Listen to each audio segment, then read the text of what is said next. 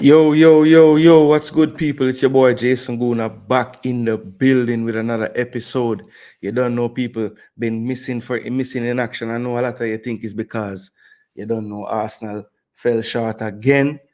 Forever the bridesmaids in this Premier League, it looks like, people, but no, had nothing to do with that. Had a very busy weekend with the family. You don't know, I've always told you guys, I'm a family man as well, avid football supporter, but might not always be able to come with the content because, I have a lot of movements to make with the kids. So this weekend, people, my daughter, one of my daughters, I should say, my younger daughter, Juliana, her team went to play a tournament in Atlanta and they ended up winning the tournament, people. So that's really what I had going on this weekend for the most part, traveling, playing the games.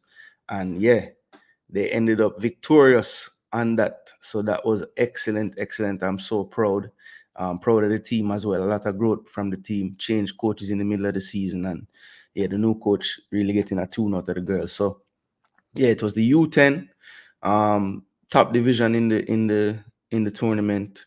Yeah, and they defeated a team ranked higher than them in the state. So yeah, them a move up in the rankings, people. So Juliana, you don't know, bigger up in the comment section, drop some fire emoji and thing. Bless up, Caris. You don't know, big up yourself. I'll go through the program today. Yeah, man. My namesake, they are in the building. Ferran, bless up, bro. Bless up. Michael Garden, yeah, man. Morning, blessed to the child. Yes, and the team, absolutely.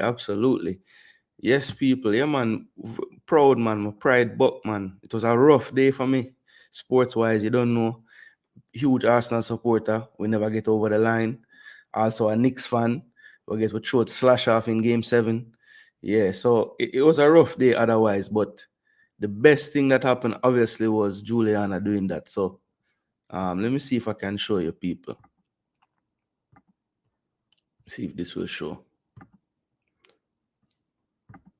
Yeah, so see the team here, people. Yeah, man. So my daughter right there, Juliana. Yeah, so them play 9v9. Yeah, she plays central midfield. So yeah, them do them thing. Very proud of her, believe me. Extremely proud. Can't imagine, people. My daddy, I lose my voice. I tell them let's go and them thing there. Yeah, man. See her the people. Yeah, Juliana. Can look out for her down the line. Yeah, man. She loved the game like her father. And she's a good player. So yeah, just didn't want to let the people know. Me not run people, me not hide. You understand? Me have things I do. And me dip on the road I win trophy, you know? But you don't know, we're not gonna skip over what happened in the Premier League. You never know, Ellen, you never know. You never know as long as them do the right things and because she's in tune with a lot that's going on. So if she see too much foolishness going on, I will never push her in one direction or the other. She obviously see who I support and who I follow. So yeah. But I won't be one of those fathers telling her what to do. I believe she will, when the time comes, she will make the informed decision that's the best for her. But I would love that. Future reggae girl, I would love that. Absolutely. Talk about pride. If I have pride now, can you imagine? Jeez. So yeah, people, let me just break down how the show is gonna go today. Of course, if you can see the title, it says Jason Gooner TV's End of Season Awards. So we just want to go through the league season in the EPL, and definitely, give my player of the season, signing of the season. We're gonna have a disappointment of the season as well. So that could be a player that was signed and didn't play well, or just a player you expected a lot from that didn't do much in the season. And then you have young player of the season. And we're going to pick a manager of the season. So, yeah, we'll discuss that, people. Go through the awards, look at the league table at the end as well, and briefly touch on some of the action that happened on the final day. Then we're going to move into the JPL Super Final. Just discuss the game, discuss the crowd, discuss, what I thought was a success as far as the turnout and the attendance. And then we are going to segue into, the amount of people that the JPL final got. but how many will we be getting on June 6th? So just want to discuss that and see, is there any way we can get a knock-on effect from the JPL final? I know I had voiced my concerns about not hearing enough about the game at the quarterfinal first leg and second leg.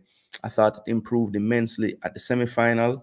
And from what I understand, there was even more on that front done at the JPL final. So yeah, that's basically how the show is gonna break down today. Gonna take the first part to just kind of close off the EPL season, give my take on how it went overall, and also, have a discussion about the player of the season and some of the awards that we can give out and everything. So yeah, that's how it's gonna kind of go, people. As I see the place getting some more people in there, I just want to say respect to everybody that has clicked a like on the video, everybody that has viewed a video, everybody that has shared a video, anybody that has subscribed to the channel, anybody thinking about subscribing. Yeah, man, watch the content, see how we break down things, see how the conversation flows, and you decide if you would like to, see when we go live all the time. So yeah, man, big up yourself, Martin. Bless up, Bianconeri boss, up Gooner. Bianconeri boss, Italy dropped them squad? I wonder, because everybody see England squad yesterday, Italy dropped them squad, bro. Let me know. See, USA dropped squad too. USA drop a 24-man squad training camp roster for the two friendly them have against, I think, Colombia and Brazil them a play. Yeah, interesting people. So a lot of squads dropping. I think we're gonna use up probably all of the time that we have before we have to name anything. Respect for the subscription, Scott. Yeah, man, big coach. When I reach, as them saying, people say me are the JFF president. I don't know why. Maybe because I always have information and I try spread the news about whatever is going on. Some of my friends them call me JFF president, but I have a few coaches when I tell you people, if I have the power for higher coaches, then man half a day in the program. I'm doing very well in the United States college system. A couple of youth I grow up and play ball with, and believe me, people, they are brilliant minds when it comes to football. Yeah, man, England squad look tough. I mean, the defense a little shaky. But other than that, the midfield and the attack, even though the midfielders, what they had listed as midfielders, Martin, it was like I think it was Declan Rice, Conor Gallagher, Trent Alexander-Arnold, Curtis Jones, and Wharton from Crystal Palace, and Kobe Mainoo. So I mean, that's not like on paper the greatest, you know what I'm saying? They have players with a lot of potential on there, and of course Declan Rice is top. But like Conor Gallagher divides opinion. Trent, is he a midfielder? We don't know. He's very quality, very, very good, but is he a midfielder? We don't know. He have a lot of the midfield tendencies when he play, but he don't really play there that much. So we'll see people, but the attackers, jeez, madness. If Solanke can't even make the list, then he's supposed to know. He's supposed to know the thing turn up. Big up yourself, Sherman Scott. One done over Clarendon. Yeah, man. Oh, Thursday. All right, me look out for that. Italy have a lot of. I don't think I would be able to predict Italy's team this season. Feel like it's going to be a lot of people with me not to know that much. Or not that I mean I know them, but them just hard to predict, I think.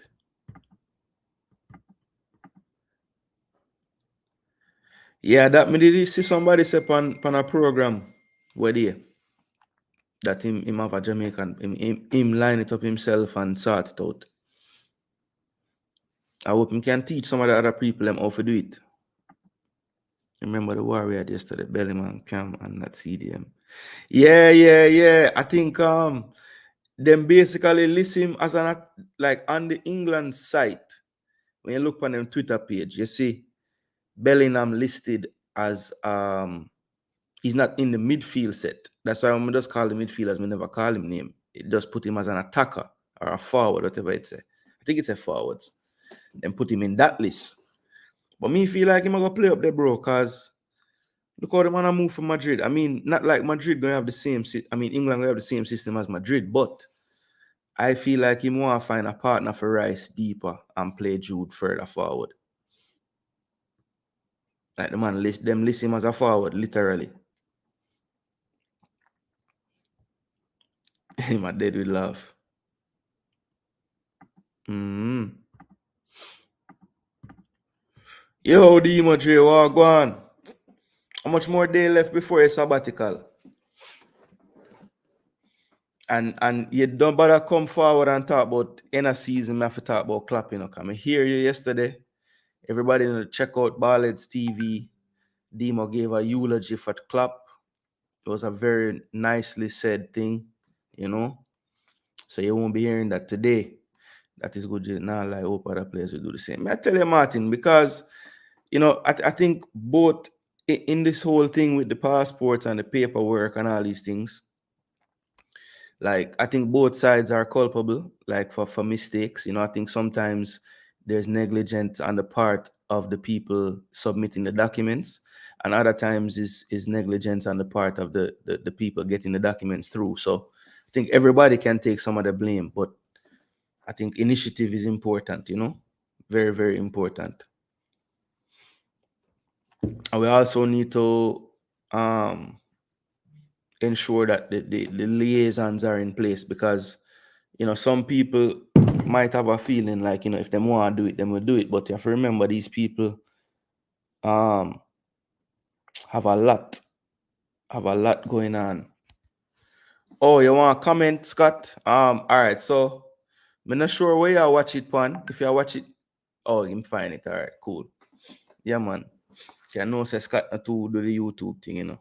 Right, we get a new fan to the space today, bro, cause this brother love football, you know. He will handle that. Bless up, Sebastian. Big up yourself, bro. Respect for being here. You don't know like the video.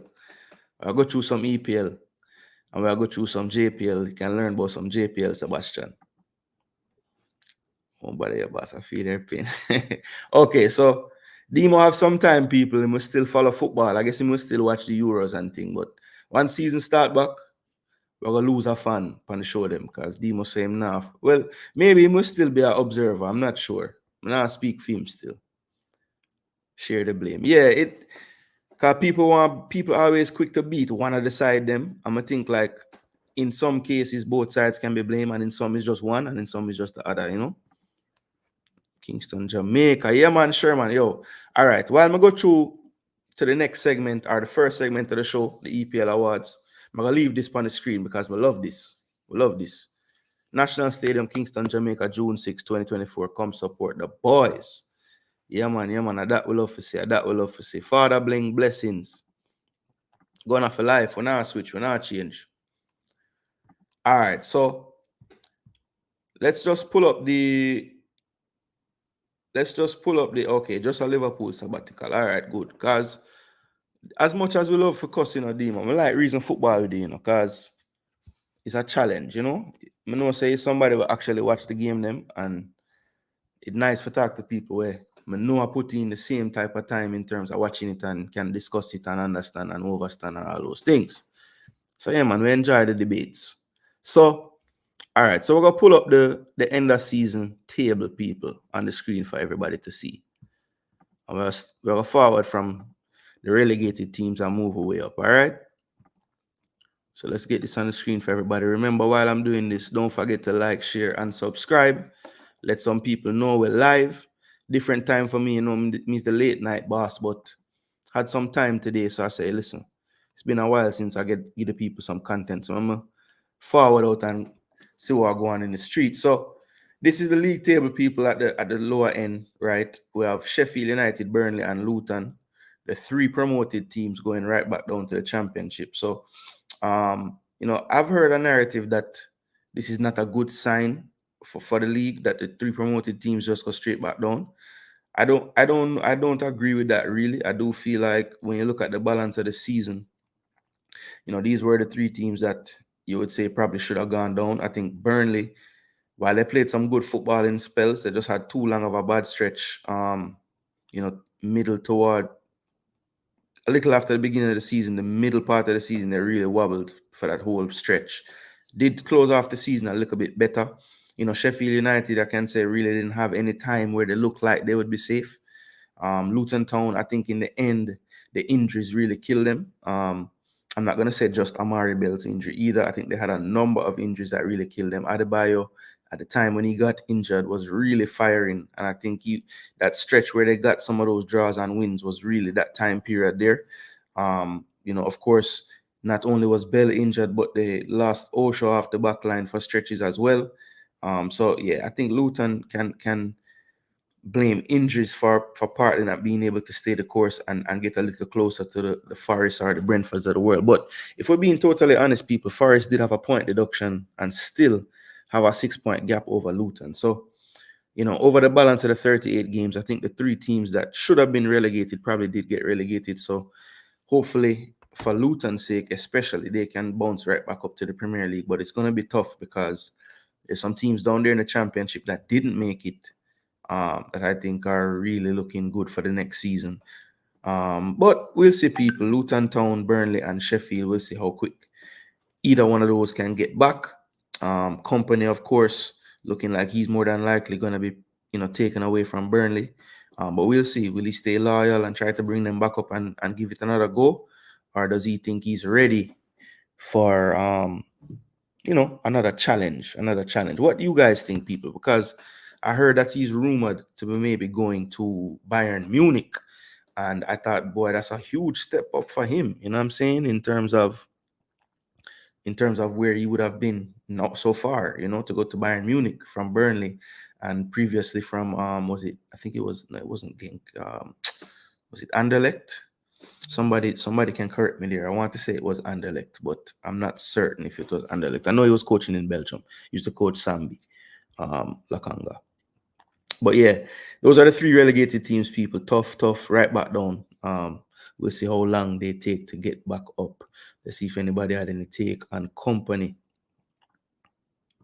Ballheads TV, bless up. Respect for the support, brother. Yeah, man, and check out Ballheads TV as well. Good measured content. Him and his co-host, panelist Dale. Some good takes. Enjoy the debate with them as well.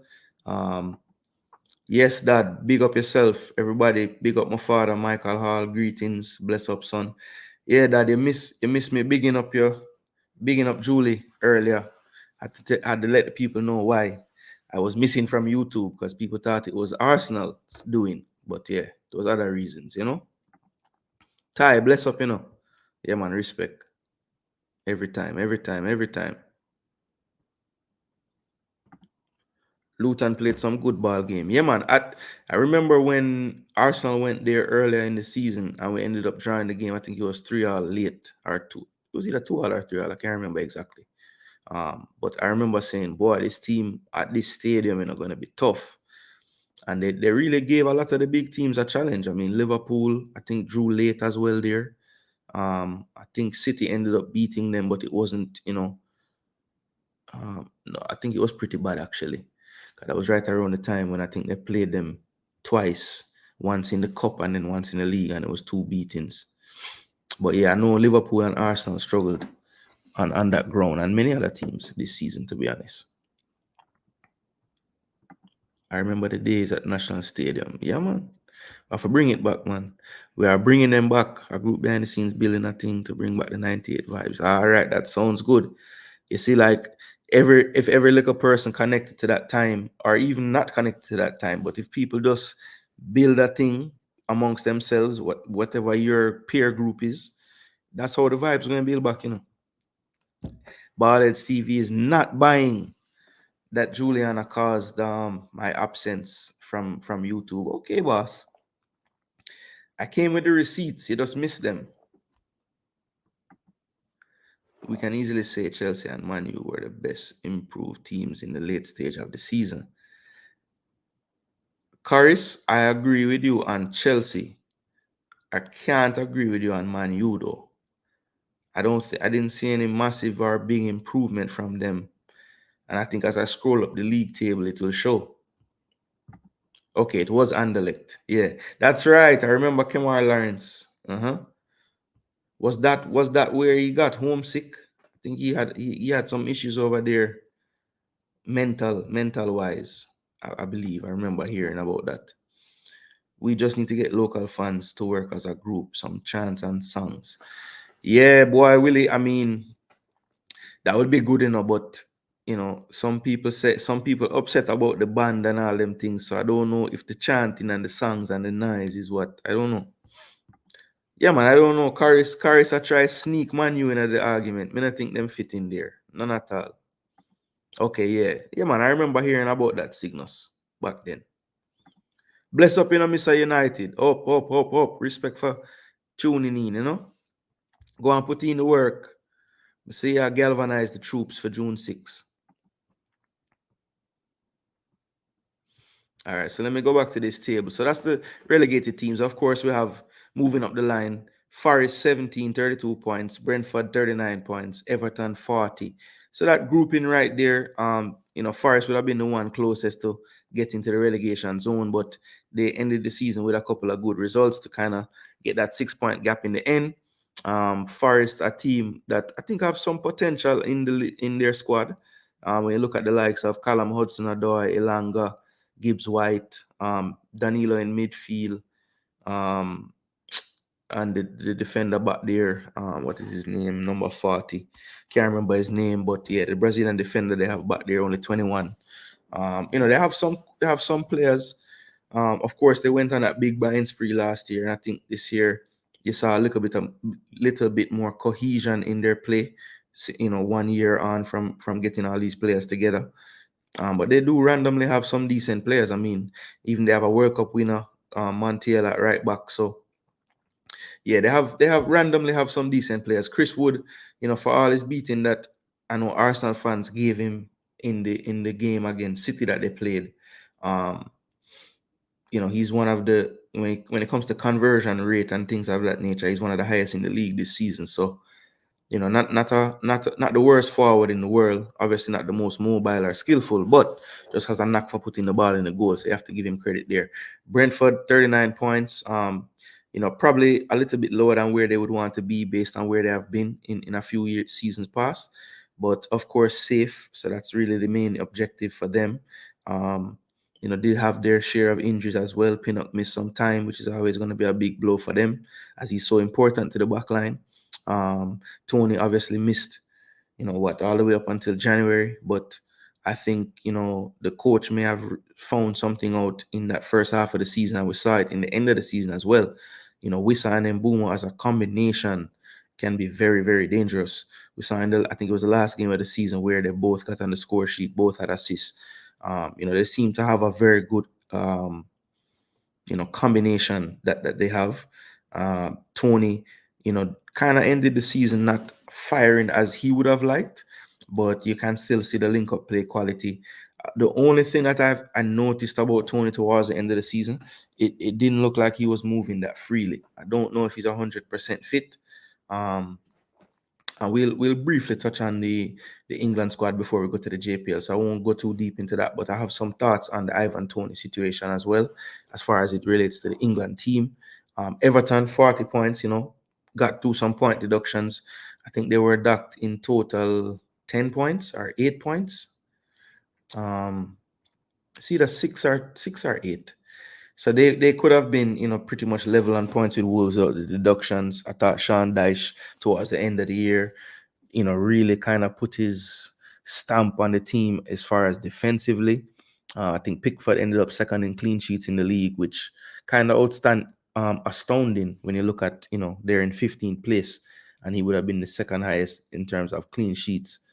51 goals conceded. As I scroll up the list, they have a better goals against record than many teams above them. So if you're an Everton fan, you'll be looking at this and saying, all right, can we finally solve the attacking issues that this team has? Because they're only conceding 51, but they literally only score one goal a game, 40 goals. So Dominic Calvert-Lewin, the big striker that they brought in, to be his replacement, these players, are they going to step up? I thought some of their creative players, look decent. I thought Dwight McNeil can look at himself and say he had a good account of himself.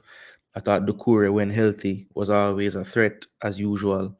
But I think they need a little more guile in that midfield. Doucouré, for all his running, is he gonna slip through that killer pass? Probably not. He wants to get on the end of things. So, Everton, I think, just need a few more technical pieces, and I think they need to get a more consistent striker, because in patches, the players that they have look like they might be able to do something, but Calvert-Lewin's form really only lasts about 2 weeks.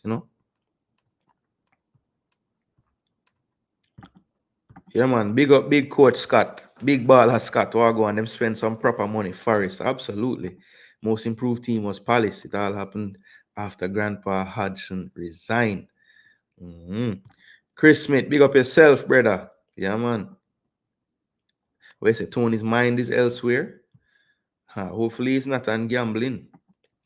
Can't afford no more charge. All right, so that's Everton. So 14th was Wolves. Now, Wolves is a team I don't think this league placing. Well, I guess you can't say that, because obviously the league table doesn't lie. But I really feel like if Wolves can get a few more pieces and a little more depth, so they could survive a Premier League season, because obviously, injuries are going to happen. They really had a tough stretch where they didn't have any forwards. I remember Eight Nori was playing wing, and they had to bring up a kid from the youth team to play striker. So they really struggled towards the end of the season with injuries. But when they had the full complement of their players, they were always a threat. I remember the first game of the season when they played Manu, and they literally balled Manu off the park. It was different gravy. I mean, I really like their manager as well, O'Neill. I think he did a great job at Bournemouth when he was there. I think he's doing a damn good job at Wolves as well. And probably not on the biggest budget as some of the teams, but just like his philosophy of play, like his style of play. I think certain players on the team have been solid. When you look at the likes of the defenders, Killman, I thought Totti Gomez really made some strides this season.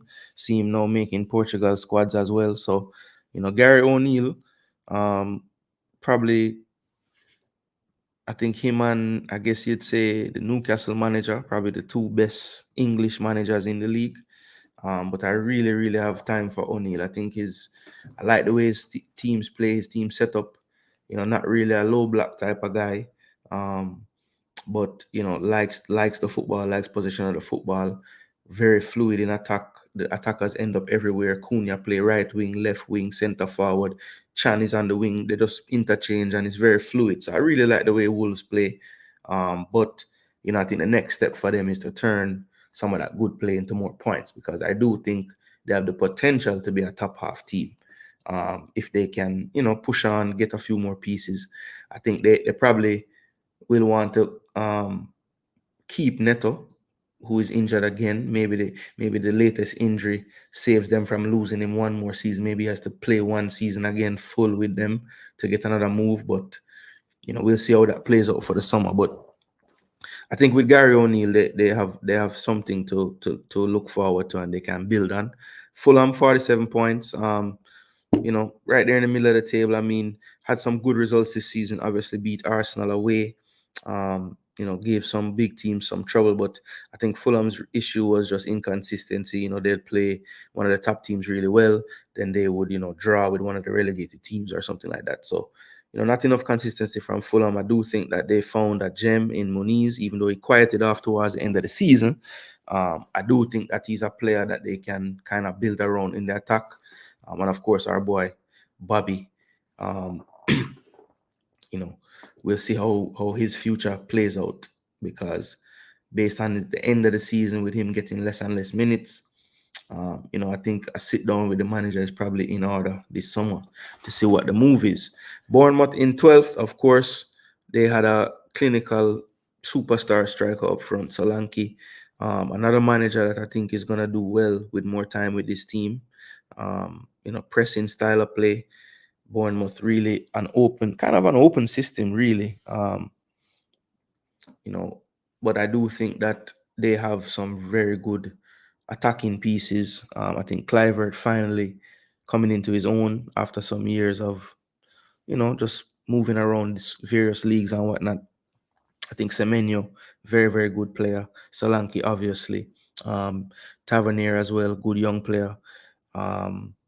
They have Scott in midfield, who they got. I think they got him from like Bristol City. Looks like to be a top talent in midfield as well. And they have some decent defenders back there as well. So, I think they're gonna lose Lloyd Kelly though. I believe I saw he's probably gonna head to Newcastle on a free. But Bournemouth, yeah, good team. Probably about where they should be, mid-table somewhere. Brighton the same. Maybe some people would be disappointed, but I do think it's another team that can point to injuries a bit. I think De Zerbi does like to rotate his squad a bit, and I think him having a full squad is something that they would need to really maximize what they can do. It didn't help that they were, they lost Mitoma, they lost Solly March. Those are probably the two starting wingers if they're fit. So, it was a tough season for Brighton, but I think they did well to be mid-table right here in 11th. Crystal Palace, what an end to the season for them.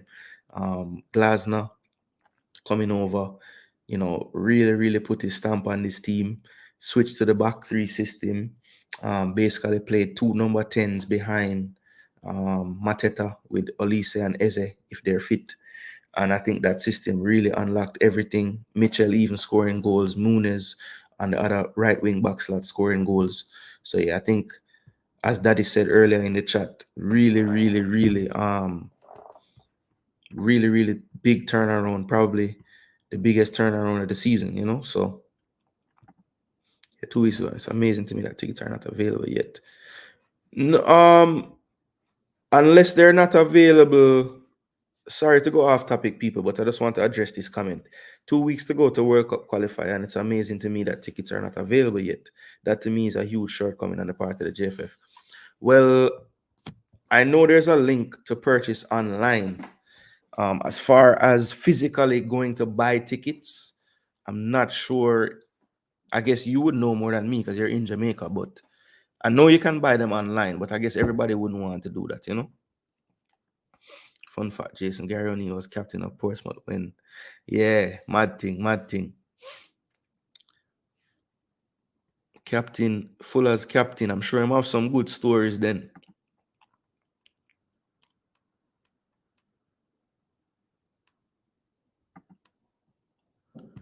Up in Ishmael. Thoughts on Palace. Yeah, so we're just discussing that, Caris, and I would say, it just goes to show like sometimes a team might have the players that are needed to have success, but the coach just can't get it out of them. And I just feel like Glasner looked at what he had and came up with a system that benefited all the players. Mateta, it's amazing the difference of this player in like the last 3 months of the season compared to his whole career at Palace. Always a player that might have a moment of brilliance, but those moments were few and far between for the early part of his Palace career. But I mean, what an end to the season by this player. I had him in a few fantasy leagues, and in one of them, I was so far behind. I had pretty much given up the title. And Mateta was one of the main reasons why, in the last week, I had a little bit of hope because he was just getting me double-digit points every single week. So, yeah, I think this manager with Crystal Palace, I think the tough thing for them now is holding on to the players. They're in that spot in the Premier League where, a team that's in Europe could turn the heads of some of the bigger stars. When we're talking about Olise, Eze as well, to a lesser extent Mateta. Maybe teams would want to see, him continue to do this for another couple of months before, going in with some big money for him. But I think that's going to be the key for them, just keeping the squad together, because I do think that based on their form to end the season, you at least want to give this manager a shot to see what kind of run they could make in the league. Maybe even, coming close to Muffin, Bill, no man. Muffin one day in the show. Yo. Muffin, come here. Hey. Come here. Hush. Sit down. Shh. Yo, dog one day in the show, people. Muffin, chill. Shh. Shh. Yeah, hopefully she calm now, people. So yeah, Christ- Muffin, you can't do them things, you know. It look like Muffin want to say a word. So what you say about Glasner?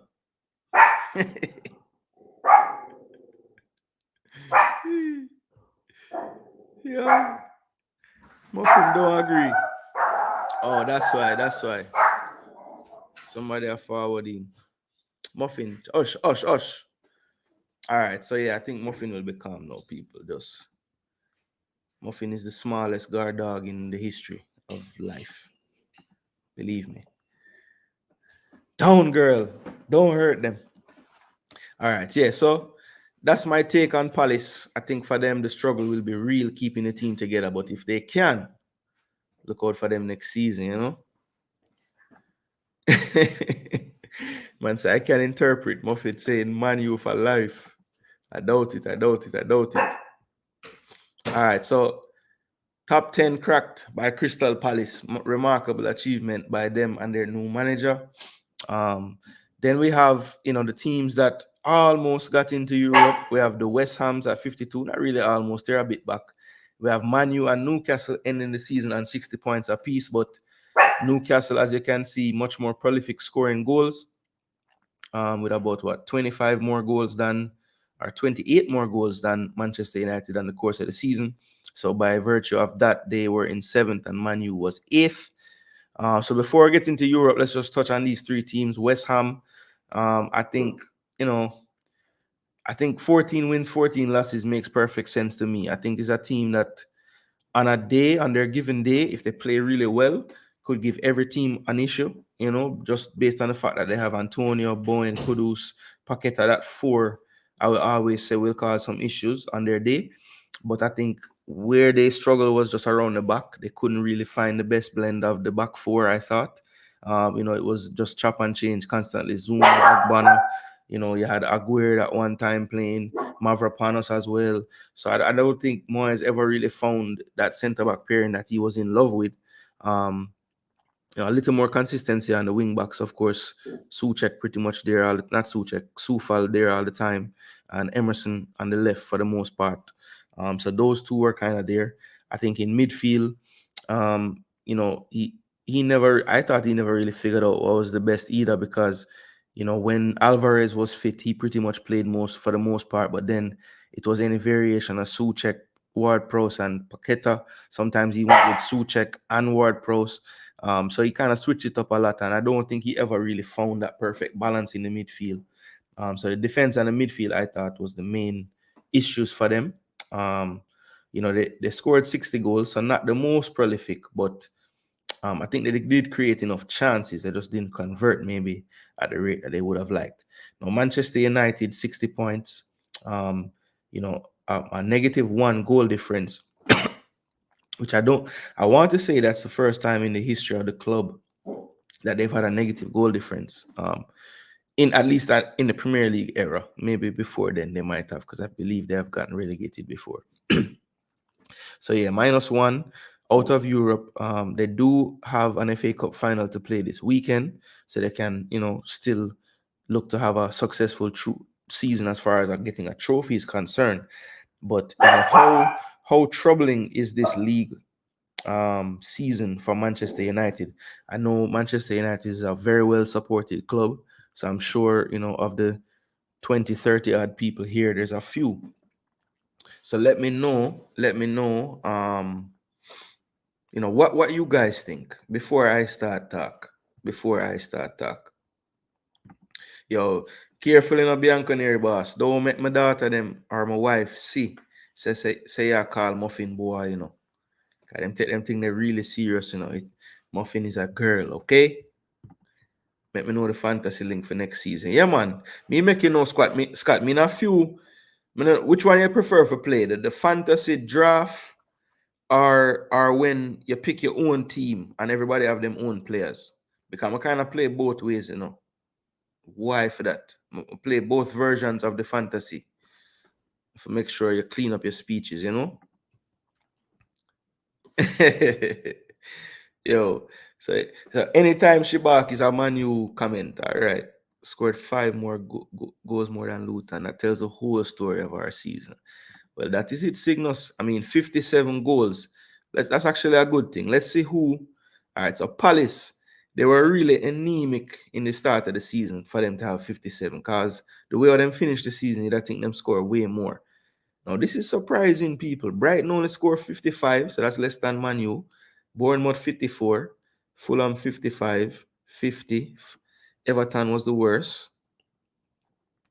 Oh no, Sheffield was the worst, of course. So yeah, 1, 2, 3, 4. So yeah, no outscore a lot of teams, but nobody. I guess you're tied lowest in the top 10 for goals. So yeah, not the best, not the best season. I think when you look at Manchester United, there's a lot of head scratching things going on there. Some of the contracts some of the players are on, the ages of some of the players. I think there's a lot to clean up. And there's rumors going around that some people at Man U are already saying that Radcliffe is out of touch with the game and all these things. So it's not boding well for you guys, Ballheads TV and Cygnus. It's not. Rough here for ETH. Injuries rough pan United. Couple players really let down United. Nah, name no names. Rashford and Casemiro. Yeah, I agree totally with the Rashford one. And I think Casemiro is one that gets defended too much. I think the blame goes to Ten Hag when it's about Casemiro. But I think with Casemiro, it just looks like an effort thing. Like he's not putting out everything he can. You know what I'm saying? Whether he's playing injured as well, I don't know. But yeah. Okay, so the regular fantasy. So you talk about when you get the budget and you buy a ball of them. Yeah, man, I play that too. I play that too. Me then a one league for that. I think I run about 7th or something like that. I'm gonna reach the cup final and lose like a bait, like a real crab. Yeah, man. Apologize before. Yeah, the goal difference mad, Demo. -1. I mean, I can't believe that. That's crazy for an entire season. Man U -1, but 18 wins, 6 draws, 14 losses. So it's possible with those type of numbers. 60 points, not very good for Man U. Newcastle also on 60 points. I think they can probably point to some injuries as well as a part of the problem. I think also their exertions in Europe. I don't think they were quite fully ready for that as a squad. Um, I think the bad luck for Newcastle is when their money came in, FFP was a big thing. If they were about 5, 6 years earlier, them could have done build the squad already, but look like them watching them like a hawk as far as them be filling out them team. But Newcastle, I think the key for them will also be convincing some of their top players to stay. I think this is one of the clubs that really needed to stay in Europe to keep some of their top players. Bruno G, um, Alexander Isak, Gordon just got there, so it'd be tough to get him away as an English player. Probably enough money they would want, but you never know. Somebody might splash some big cash. So, when you don't have that, we have Champions League, we have Europe. When you don't have that in the bag, people heads can get turned. So I think Newcastle, Manchester United probably would want to get rid of some players. So they're hoping people will come in for some of them. But I think, with Manchester United, let me just stick on them for 1 second. When you look at, the Garnachos, the Kobe Mainus, there are some players there that are younger profile that you could say. But, Anthony is one that they would have thought they would want to build around. And, he's still one that's kind of, you're not sure. You're not sure. I mean, definitely not getting the output. And from time to time, he'll give you a good performance, but it's just too infrequent. So, yeah, I mean, a lot to clean up on Manchester United's end. I think, you looked at the defensive injuries, they were really down to the bare bones towards the end. Um, But if Johnny Evans ends up being the fittest centre back you have over a season, then it's really time to reevaluate the squad. Um, Martinez has been missing, Shaw been missing. I still haven't found Terrell Malacia. I don't know where he is. So they have made some choices in the transfer market that really haven't panned out for them. They haven't gotten the consistency out of the Real Madrid legends that they got, Varane and Casemiro, and they're on big wages. So it's a lot to clean up over there, man. I'm not saying that I would like to see it clean up. I don't mind seeing it how I see it right now. Ballheads TV. See, again, this is what I've been hearing with the Casemiro argument, Scott Waddell. It's immediately to the coach. I guess he's just, yeah. Wait, you won, Demo. You won the FPL. You were first place. I think somebody was trying to catch it towards the end, but you did win by about 30 odd or something like that. You beat me by a whole heap, about 100 odd, almost 200. Yeah, it wasn't until a little bit into the season I started to really get better upon that one, because I always only play the other one, which is weird. Everybody normally play the one that Demo, the fantasy one, but I actually like the draft one, because the fantasy, after a while everybody does have the same team, and I guess you can, one and two people you can find and make a change for everybody else, but everybody will have Haaland and Son and all them body. But me like when me have a side and person who may go against have a next side and we play. Don't just do a league table that way. I like that one. If you've never done it before, just try it out. It's actually fun as well. As long as everybody in the league like do it, it's really fun. Anthony's a scrub. Boy, tough. You're not sure about Anthony? I am very sure. I mean, I just don't see how he could have been so talented coming into Manchester United and just all of a sudden can't play at all. That's the only reason why I say I'm not sure, because there's evidence enough before he got there to say, oh, this guy can play. Every Man U player except the goalkeeper was played out of position. Every player over 20 years old. Yeah, well, I think Cygnus, the team had a lot of injuries, so he had to put players somewhere. You know what I mean? And I don't think every Man U player was played out of position. Like Garnacho and Rashford been playing the wing, like where them play. Highland play striker.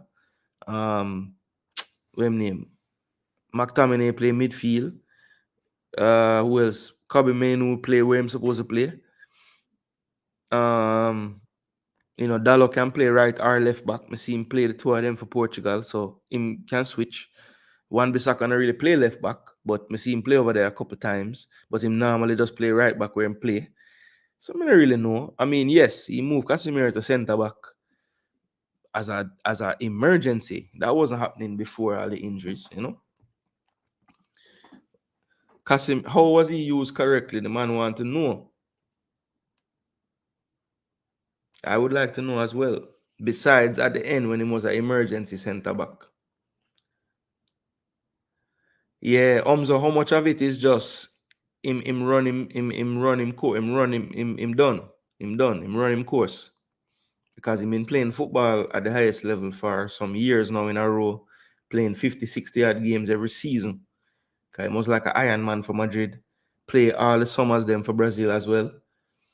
I think this is probably going to be the first summer that Casemiro not going to play with Brazil. I've never met the squad. I don't know what Man you expected was a reason why Madrid let him go. Yeah, some people were saying that Madrid, if Madrid let him go a ball as something they know, because they let him go, but they kept Madrid and Cruz. Because why? They knew that they had the engines around him. Fede Valverde, Camavinga, Chouameni. These guys cover the ground like no other. So they can afford to have a Cruz or a Madrid playing. And if you notice, the last couple of years, Madrid not play Madrid and Cruz same time. It's usually one or the other, unless they might chase the game or something, and they might both be on the pitch. But to start a game, Very rarely you see the two of them start. Holding up the progress now. He should move on to make way. Yeah, I think a change of scenery would do Rashford good, but apart of me think he might have to leave England altogether. I don't know what is going on. I think he'd be better off going to another league and just trying something fresh. Just a whole new experience and challenge. Slight exaggeration, and I agree he was forced due to injuries. Yeah. Me know you speak from. Me know how that go signals. Cause when we reach Arsenal and start talking, I'm probably gonna use some some some crazy things as well. Cause you in your feelings a little bit. So I overstand why I say every player. You know, really literally mean every player. Yeah. That is it, so. Yeah, well, I don't really say that I do. I just speak about football and hopefully, you know, some response like that will go on. Some people say me well, me not about getting at that. One can decide if me know ball or not. But that's there talk and a reason we don't know. All right, so that was the places right before Newcastle, as I say, key for them, keeping the team together, keeping the players together out of Europe. The big ones, Bruno, Isak, Garden, all the top players, they have keeping them together. Now, Chelsea people, they were able to get this Conference League spot in 6 with 63 points. As you can see, 77 goals scored. So had a good season there. Obviously, bought Cole Palmer, probably the signing of the season for some. Definitely in the top 3, top 2. Nicholas Jackson as well, new signing. Probably one that got a lot of hate during the season, a lot of flack for missing chances, but towards the end started to show, what it could look like if he converted some more of those chances, ended the season quite well.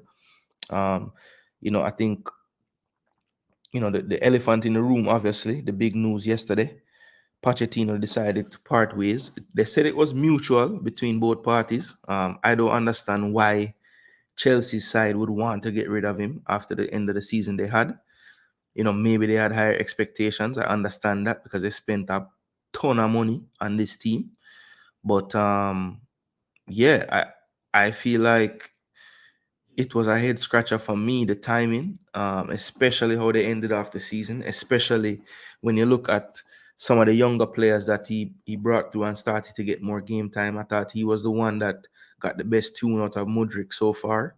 He was the one that got Madueke looking like a player that can be a player in this league. Really, really high quality, dangerous winger. Um, Obviously, Cole Palmer, we knew he was good, but does Pochettino deserve some of the credit for the level that Cole Palmer achieved this season? I think he does, based on how he was able to find spaces to utilize him, whether it was wide, whether it was in behind the striker, even played some false nine from time to time. So I think Pochettino, especially with the attacking players in this team, they would be kind of, I don't know if the upset is the right word, but just very surprised. I think I saw Nicholas Jackson's reaction was the, hand in face emoji twice on his Instagram story to the news. So, I, it's just so crazy to me that this decision happened. It's just so crazy to me, and I feel like, you know, does this mean that they're gonna blow the team up again and start over? I don't know. I think if you're looking at it honestly, I'm obviously an Arsenal fan, but I think Chelsea is the team that, if they could get their defensive situation down, right, the way it's supposed to be, get the right pieces in place back there, have a little more luck with injuries as well. They're a team that I think could challenge next season in terms of maybe not all the way to the title, but definitely getting into that Champions League area for sure. I think it took them a little bit longer to figure everything out. But once they did, and even before they figured it out, they always had these moments in games where they looked, really good. It would be these 10, 15-minute stretches where, wow, when this team put it together, they're difficult. They have a lot of pace, a lot of movement, power, skill. They have all the right ingredients for a decent team, attacking wise. definitely have some work to do defensively. Of course, Silva will be leaving to go to Brazil. So, it's time for the Levi Colwills of the world, the Chalobas of the world, Disasi, Badia Shield. It's time for these guys to step up, or, they have to look in another direction as far as the defense is concerned. I think, finally, since he left Brighton, Cucurella started to look like an actual player. I think the inverting into midfield helped his game a lot. Looks a lot more comfortable kind of in those half spaces. Definitely has that tiki-taka type of style and touch. Spanish, of course. And I thought Malo Gusto as well, made strides this season. So, Pochettino, I think, wasn't the right move for Chelsea. I know they say it was mutual. If I was Chelsea, I'd be trying to convince him to stay another season at least, just see how it goes. But yeah, that's a tough one. Very, very tough one. Let's just check in with the comment section. So Barlett's TV says Casemiro being isolated in the middle from the first game on the season with no support. In the latter part, the coach decided to use him in the back line. Yeah, so from the first games, you say he was isolated. All right, well, I mean, from what I remember this season, he's been playing like a double pivot type of system. So Casemiro has always had somewhat of a partner with him, or is that not how it go? All right, so first game of the season. Yeah, so okay, first game of the season, he was definitely isolated. Bruno and Mason Mount and him. So which one of them really tucking in? That's two kind of more creative players. In the second game of the season, he went to the double pivot, but it was Mount beside him. Yeah, so maybe Ten Hag is looking at it like, he's thinking of the player that he saw in Madrid, but he just don't have that player anymore. And Casemiro does seem to like run forward a lot as well, in that deep role, and don't have the energy to get back into the position. Big up yourself, Fresh. Chelsea sack patch is simple. The owner and a ball sense. Yeah, so this is Daddy Club, people. The worst thing to ever happen to my club is that it was sold to a Yankee, not named Cranky. For real. Boy, what a big change from one time. Cranky used to get a whole heap of beating, But him really start investing in Arsenal, so I can't beat him again. I'm giving Arteta and Edu the funding, Like up the live, share it. Yeah, man, make them know. Decision was crazy, but not surprised with Chelsea. I understand there was an initial agreement for Poch to qualify them for Champions League. Okay, so because them never qualified, they had to sit down and have a discussion. But I mean, no, what I see with him still.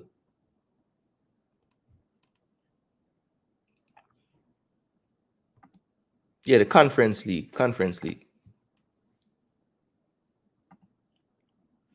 Why they sacked him because so Fresh, you wouldn't want to keep those two players? Chalaba played really well towards the end of the season, whether right back or centre back,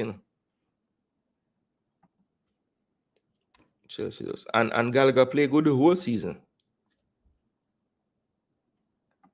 Yeah. He want more control. I know that was one of the issues. But them never willing to give him. All right, so this is the top 5 now, people. So Tottenham in 5th. They will be headed to the Europa League. 66 points, really and truly probably was in the driver's seat in terms of the amount of games they had left towards the end in the running, but they really did have some tough games to play. Of course, City away, Liverpool as well.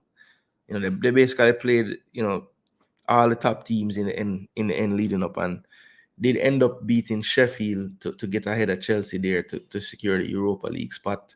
But of course, not going to spend so much time on Spurs. I think Spurs were a bit lopsided as a team. I think they didn't really have the depth in defense that was required. The minute Van de Ven got injured, the minute anybody on the back line got injured. Udogi, all Pedro Porro missed a bit of time towards the end as well. That was always going to be a problem for them. Um, attacking wise, they did have some injuries as well. Richarlison couldn't stay fit. Actually, it looked like he would have had a decent season if he could, but he couldn't stay fit. Had some issues with the mental health as well. I thought Werner, Werner is Werner, man. He's fast, gonna get down the wing, get into dangerous positions, and most of the time, nothing really going to come of it. Brennan Johnson, I was a bit surprised when they bought him. I mean, I know he's a player with huge potential, really bags of pace, can get down the line. But I think I was a bit more impressed than I thought I would have been with him. I thought he had a decent end of the season with Tottenham, one that they could probably, look forward to improving as well because he's still young. And Heung-min Son still putting up the numbers. I think some of his performances might not have been as great as some years past, but you can't argue with the numbers. Still scoring the goals, still getting the assists. So yeah, Tottenham, I think we'll see what their summer looks like. I think Postecoglou, has a certain style that he definitely wants to play. So I think he'll continue to get the players in that maybe suit that style a bit more. If he's going to play the high line, he's going to need some more speedy defenders like Van de Ven.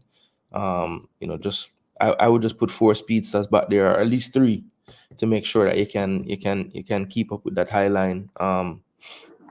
Romero, good defender, but I don't know if the way they play suits him the best in terms of where the line is.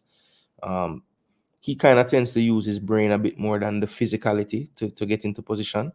And sometimes his brain just goes crazy because he wants to beat up people as well. So Spurs did what they did, came 5th, probably around where they should be, just outside the Champions League spots or just in them. As I said, they did have some inconsistent moments this season, which probably made it not able for them to get over Aston Villa in the end. But Aston Villa, 68 points, 6 of those coming off of Arsenal as well. So big for them, and also got another 3 points from City. So I think they're probably the only team in the league that could say that. They beat Arsenal. They played City and Arsenal 4 times, and they got 3 victories out of those 4 games. So, good job by Unai Emery getting this team into the Champions League. They have been struggling in midfield with injuries since about December, I would say, January. And they've, somehow gotten enough of the results to keep that slight edge over their closest challengers. So, big kudos to Unai Emery. Definitely Leon Bailey had probably his best season as a professional in terms of output. 10 goals, 9 assists in the league, with a few more goals and assists added in Europe as well. Definitely one of the more impact wingers in the league this season. Did have that stretch in the beginning of the season where it looked like he was going to be mainly a European player. But as the season progressed, did kind of force his way onto that right side of the system and, pretty much held his starting spot down for the most part when he wasn't injured. So, good job by Bailey, kind of getting that under his belt, getting that starting position, and, definitely becoming one of the coach's, go-to players as far as the starters are concerned. Of course, Ali Watkins had an amazing season as well. Bunch of goals. Also, I think he led the league in assists as well. Was about 3rd in the goals. So a massive season for him. I think the midfielders, had great seasons as well. When you look at Douglas Luiz, maybe tailed off towards the end a little bit. John McGinn, pretty consistent throughout the season, I'd say, until he got that red card in that game where he lost his head. He did have a little bit of a wobble towards the end after that red card, but John McGinn for the most part really, really good this season. I thought the signing of what's his name, Morgan Rogers, turned out to be a really good one. I think he's another player that can, challenge on that side of the pitch where Jacob Ramsey would have been playing if he was fit. So now they have, 2 guys like that can kind of interchange. And with Champions League coming up, I believe that will prove to be the key for them. Can their squad hold up, We saw Newcastle play European football and struggle to maintain their league form from last season. My hope is that that doesn't happen to Aston Villa as well. Unai Emery, they should feel confident. Obviously, he knows what is going on when it forward on to Europe. So yeah, that is exciting times for the villains. So we'll see what they do in the transfer market. Of course, they'll get a windfall of some cash for getting into the Champions League. So we'll see where they look to improve their team. I think that they probably need to get some more centre backs. Definitely, I would be looking for a right back as well. Um, and depth, pretty much depth all over the back line for them, for me. They still have rotational players being used right now, like Callum Chambers, and with all due respect to Callum Chambers, I don't know if he's gonna cut it in the Champions League if he needs to play and all these things. So I've seen that story with Arsenal. I think Chambers is a more mid to low table Premier League team. So that's just me though. And yeah, Aston Villa fourth place, so massive achievement for them. Champions League, big job for them. So third place was Liverpool, 82 points. Of course, Klopp had his farewell. Somebody can help me out. When did Klopp announce that he was? When did Klopp announce that he was gonna leave? Because I was watching a program yesterday. Big up JD IMAX Football. Actually, no. Was that where I saw this?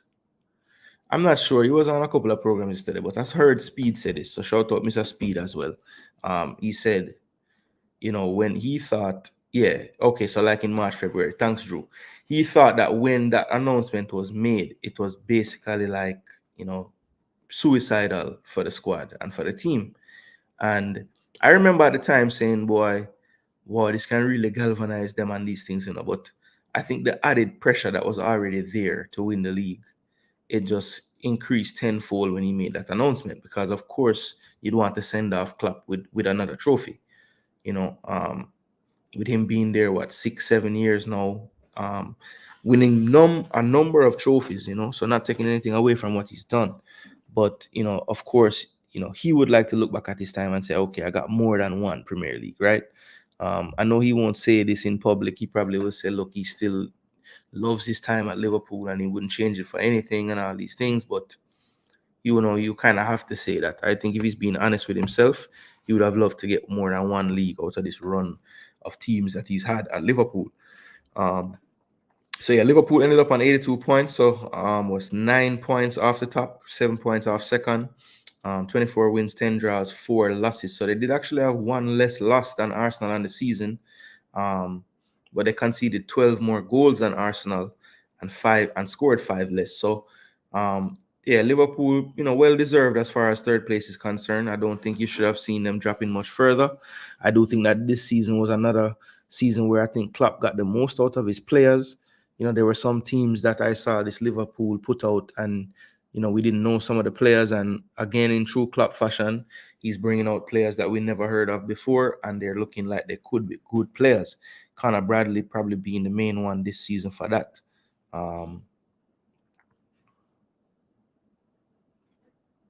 Oh no, terrible news in the chat. My dad said, breaking news, Gleaner sports journalist Job Nelson shot to death by gunmen at a stoplight near Stats, Georgia. Jono, all condolences and respect goes out to Nelson and his family and any friends that he may have as well. You never want to hear about those things, but it's a sad reality at times, not just in Jamaica, anywhere in the world, really. But yeah, that's never like to hear about that star. You never like to hear about that. Chaja. Yeah, so Liverpool, as I said, third people will be in the Champions League under Arne Slot next season.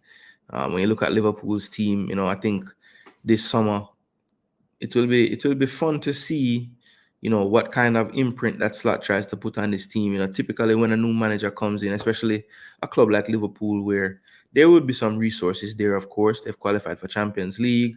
I'm sure they'd want to improve on the squad, make tweaks to the squad, especially with him coming in. He might have some players that, he just doesn't favor, and he'll want to bring in a few players that he favors more. So, I'm interested to see the evolution of this Liverpool team. Like, what players does Slot see that are there? The younger players, which ones does he believe in, right? Or does he come in and just say, okay, let me work with what Klopp has kind of started and see what I can tweak after a few months or after a season or whatever. It's always interesting to see how the new manager comes in and wants to do his thing. So yeah, I'll keep my eyes open on that as we come into the next season. All right, so let's get to the top two places now, people. So, of course, the title race did come down to the final day. Man City, I just had to win basically to retain the Premier League trophy. Arsenal needed to win and hope that West Ham could hold City to a draw or do the unthinkable and beat them at the Etihad. Of course, as you can see from the league table, that didn't happen for Arsenal. Arsenal ended on 89 points, 91 goals scored, and 29 against. So very stingy in defense, had the best defensive record. In the end, City did pass us for goals, though, almost getting to that 100 mark with 96 goals from 38 played. And they conceded 34 goals for a total of 91 points. So Arsenal, first and foremost, people, just going to touch on their season. 38 games played, 28 wins. So that was actually a record for Arsenal in a Premier League season to get 28 wins. I don't think the 91 goals is the most scored, but I know it's in the top 2 or 3. And I believe that is the lowest amount of goals conceded or tied with, but I'll double check that. So yeah, look, the banter boys and the meme clan and all the other rival fans will basically say, boy, another next year FC performance, battle league and all these things. But look, I'm gonna be honest, people. As an Arsenal fan, it burned me. It absolutely burned me. When I win the league, we had high hopes. We thought we could get over the line this season, but it didn't happen. And I'm not going to throw my toys out the pram and say, listen, this was a battle job and fire Arteta and all these things. Arteta can't get me over the line. It's clear, because I've been hearing that in some circles. Like, how many years do we have to not win something before we realize Arteta isn't necessarily the guy to get us over the line? I heard somebody tell me that he'll get you to the line, but he won't get over it. So I am not going so far. I just feel like so many analysts and people that study the game can't be wrong about Arteta. That's how I feel. I'm watching the games, I'm seeing the progress. I do think that he has an immense fear of Manchester City, though. I think that is something that held us back this season. In the moment, that 0-0 draw we got at City was good because we needed a point. But I think Rodri had a quote after they won the league, and it kind of struck a chord with me. And it wasn't A minor. Sorry, I had to do it, people. What he said was, when Arsenal came to the Etihad to play them, and he saw that only one team was there trying to win the game, he knew that they had them. They had us. Just mentally, we weren't up for it because we didn't have the belief in ourselves to go there and try to actually win the game. And again, in the moment on that day, I was justifying going there and doing that. I was saying, but if we go there and try to win, they're going to open us up. But that is the mentality you have to have. You have to go there and say, listen, we're going to play you guys the way we want to play you guys. Yes, we're not going to maybe press as high, but we shouldn't be parking the bus either. And if we're being honest, Arsenal fans, with ourselves, we went to the Etihad and we parked the bus. So that change in mentality to believe that we are good enough to go there and play them, that's the mentality that I think we need to find to get over the hump. It's going to be tough. Even if we find the mentality, we might still not make it, But to me, that would be the next step.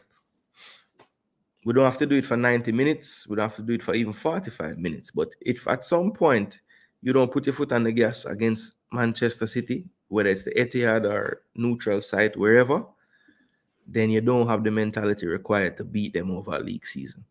So I totally agree with Rodri's statement when he made that statement. I'm going to be honest with you.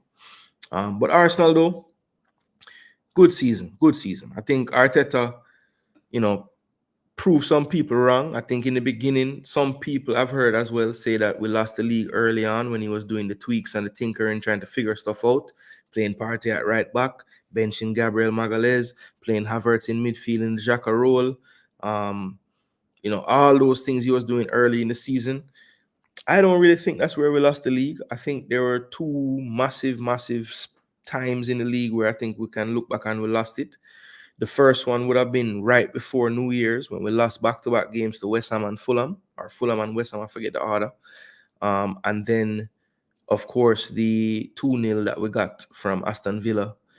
That to me was the day when, in my heart of hearts, I knew we lost the league, because I didn't think Man City was going to drop points. I know I had predicted it in weekly predictions and all these things, but I was just hopeful.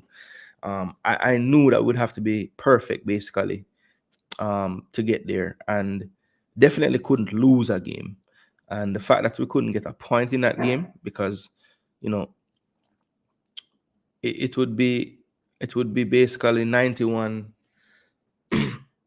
we still would have lost by 1, so we would have needed to win. But yeah, we needed to win that game. We just needed to win that game. We needed to be perfect, and we couldn't quite be perfect. So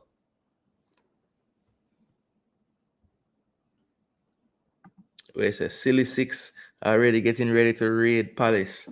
Yeah, well, some of the Palace ballers, them, I don't know. I mean, I guess why would you stay, right? But them enjoying them football, Rob. Them playing well, brother. Them playing well. You never know. They might say, let me see. But Jason, Villa took 6 points from Arsenal. I think the last Villa game was it. Man City was not far ahead. Yeah, no, I agree. I mean, Villa did beat us earlier in the season as well, but I don't think that was as detrimental as the second one. And I just feel like when you look back at the season, Villa had enough of a, I had enough of a sample size from Villa to see that they give the big teams tough games. You know what I mean? So it's while it was surprising to lose at that time of the season, knowing what we're playing for, it's something that I could understand, because they gave all the top teams tough games. Their style of play is good against the better teams. Unai Emery does know how to get results against teams. So, both Villa games, of course, but I just think that stretch of games with West Ham, Fulham, you can't lose both of those games. It's just, you have to win one of those games. You can't lose both of them. Obviously, you're going to lose games. You're not going to win every game, but can't lose 2 in a row like that. No, I haven't done a team of the season. We're going to go through that. Villa signing Barkley. Yeah, they want him. They're looking at him. I would go. If I was Barkley, I would go.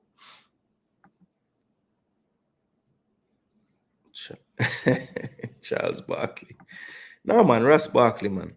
Ross Barkley play wicked this season, Yo, you never see the man play this season. And plus they were a little more up for it those days, believe me, because I think Emery is respectful, but in him heart of hearts, him not really love Arsenal, because we do him dirty. And we had a lot to say about him when him left. So I know them 6 points, they sweet him.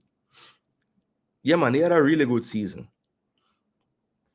Some people might just have PTSD with Barkley, but of course, people, that is the Arsenal, and moving on to the champions, not really much to say. What are you going to say? They have the best team, the best coach. You have to start to discuss their mentality as well, because they just don't give up even when they go down in games. They just always, find a way to get back in it. So yeah, they check all the boxes as a team. Very well run club. Do good business in the transfer market. I hear a lot of people, say the difference really is that there's just more pedigree in the City team. But I think that one thing that people don't give Pep enough credit for is a lot of the players that we say or we call world beaters and have pedigree. Pep made a lot of these players that way. When Rodri came to City, he was not considered the best defensive midfielder in the world. When Akanji came to City, he wasn't considered one of the best center backs in the world, and people might not still consider him that, but if they should, based on how he played this season, Ake nailed down a place in Netherlands team now. If he's fit, he's playing. That wasn't happening before he got under Pep.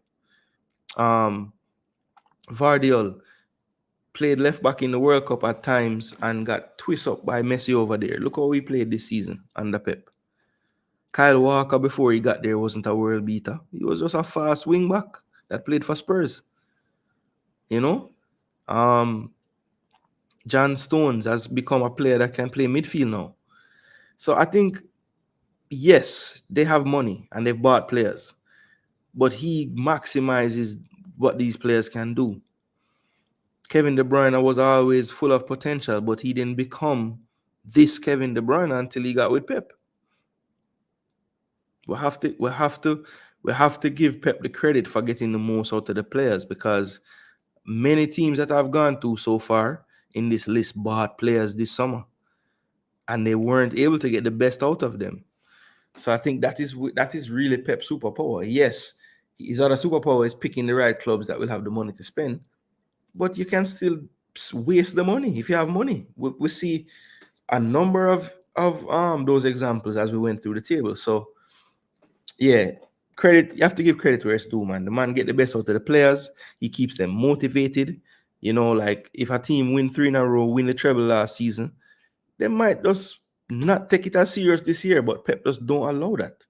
So yeah, man, I respect them. They are my biggest opponent right now, but I can be unbiased and say that I respect them. I respect a lot about what they've done.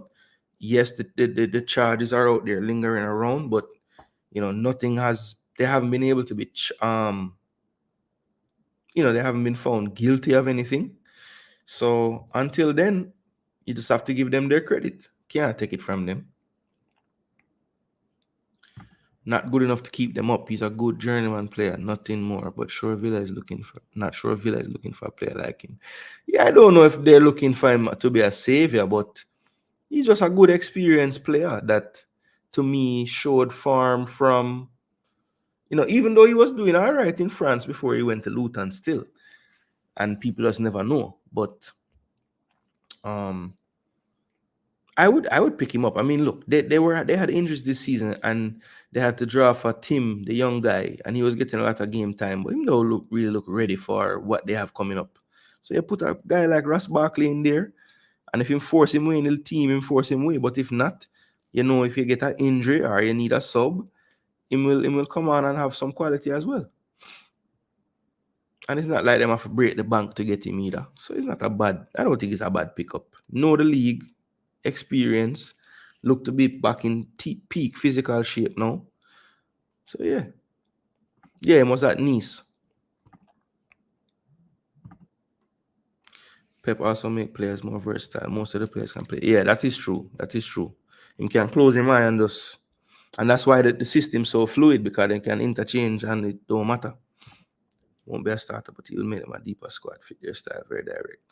Yeah, I do think that he fits their style, Rob. I agree with that take. In terms of like they Emery like ball progressors in the midfield. John McGinn, Luis to a lesser extent. Him kind of pass. Him use passing to progress the ball. But Ramsey, McGinn, Morgan Rogers, they're all ball carriers, ball progressors, and I think Barkley can do something similar. For sure. All right, so that is the league table. So real quick, people, let's go through my player of the season, right? My player of the season, my signing of the season. So my player of the season, people, is going to be Rodri. I know you have your Foden, you have your Haaland, you have your KDBs, you have your attacking players, but this guy, to me, is the glue. and is the main reason they won the league. So Rodri for me, player of the season, hands down. For me, signing of the season, that one for me is gonna be Cole Palmer, without question. The output that this young man had, yes, people gonna say him score 9 penalties. I don't care. Him take 9 penalties and him score all of them, I think. I could be wrong on that, but I don't care. I don't care. It's not just the penalties, the goals, or the assists. Watch Chelsea play a match, and you tell me, is there another player on a team more influential to what the team is doing? The man literally have to touch the ball for anything good to happen in the team. So for me, signing of the season, Cole Palmer. Honorable mention, Declan Rice. He was second on my list.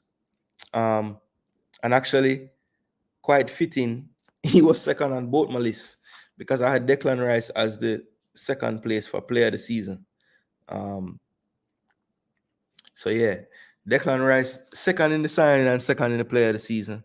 I went for the central midfielders of the two teams, people, because I do think that the attackers were excellent. You know, we're talking Foden, Saka to a lesser extent, maybe not excellent, that's too strong a word, but he had a very good season as well. Odegaard had a good season as well. KDB, while it was a short season, played very well in the time, and Haaland scored 1,000,000 goals as usual. So, all those players were up for consideration. But for me, the engine room, I think, is what makes the big difference for these teams. So Rodri and Declan Rice, I think, were the keys to both. And I gave Rodri the edge overall this season. So Rodri and Cole Palmer. So now the next one that I want to touch on, people. And yeah, while I'm going through this, you can drop your people as well, All right, so I see that Rob and my dad having a conversation about the Villa midfield. We'll let them stick to that. Dr. Dan agree. City lost a gem by selling Palmer. Absolutely. So yeah, Cole Palmer, my signing of the season, and Rodri, my player of the season. So disappointment of the season, people. So this is a tough one, right? So I was wondering, which players. Let me make the screen bigger here. I was wondering which players, which players could you say were disappointments? And a disappointment meaning a player that you had high hopes for, maybe, and when you look at how they actually did this season, it didn't really equal what you thought they would bring to the table this season. So I tried not to pick anybody that missed a lot of time due to injury. So when I first was doing this, I was thinking, boy, somebody like Mitoma, who was probably looking to get a huge move after last season, didn't move, and then kind of stagnated this season. But Matoma, when you're looking at his actual stats, it would be a bit unfair to include him in this. He played literally half the season, right? And he did make 2 team of the week in those 19 games. So, he wasn't. You never know. You can't really tell if he would have been so bad, right? So who are some players that you thought might have had good seasons and they maybe did not? One for me that was disappointing as an Arsenal fan was Gabriel Martinelli. I thought his output this season wasn't so great, and I think he lost his confidence at times this season as well. So that was one that I thought of. Another one that I thought of for sure was Marcus Rashford at Man U. Probably their fans will be looking to him to be the leading scorer this season and kind of lead the line in terms of goal output.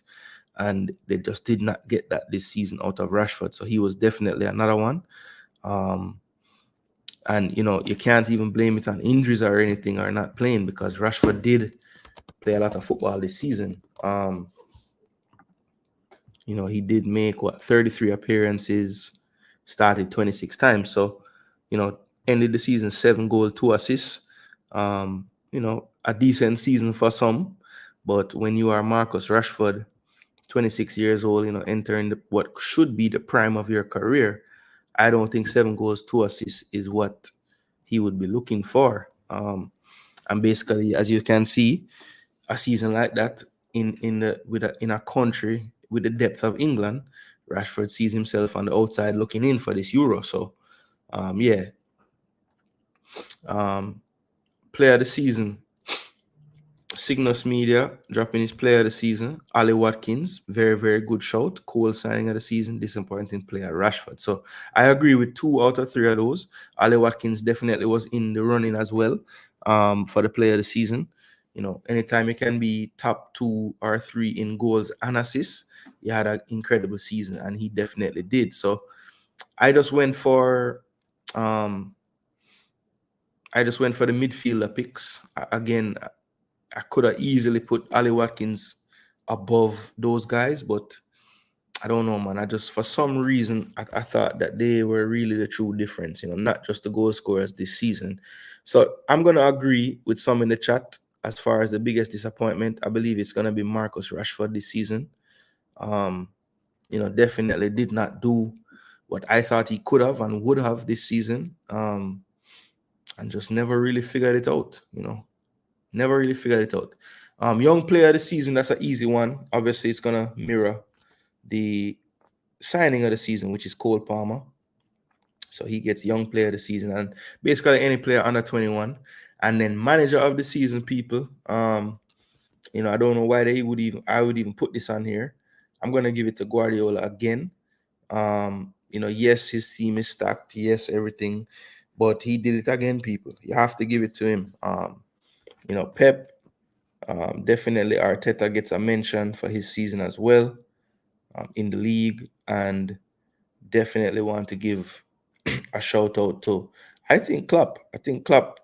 With this team they had this year, some of the issues injury wise, I think they did just about as good as they were gonna do. But there's no debate. Pep gets the manager of the season.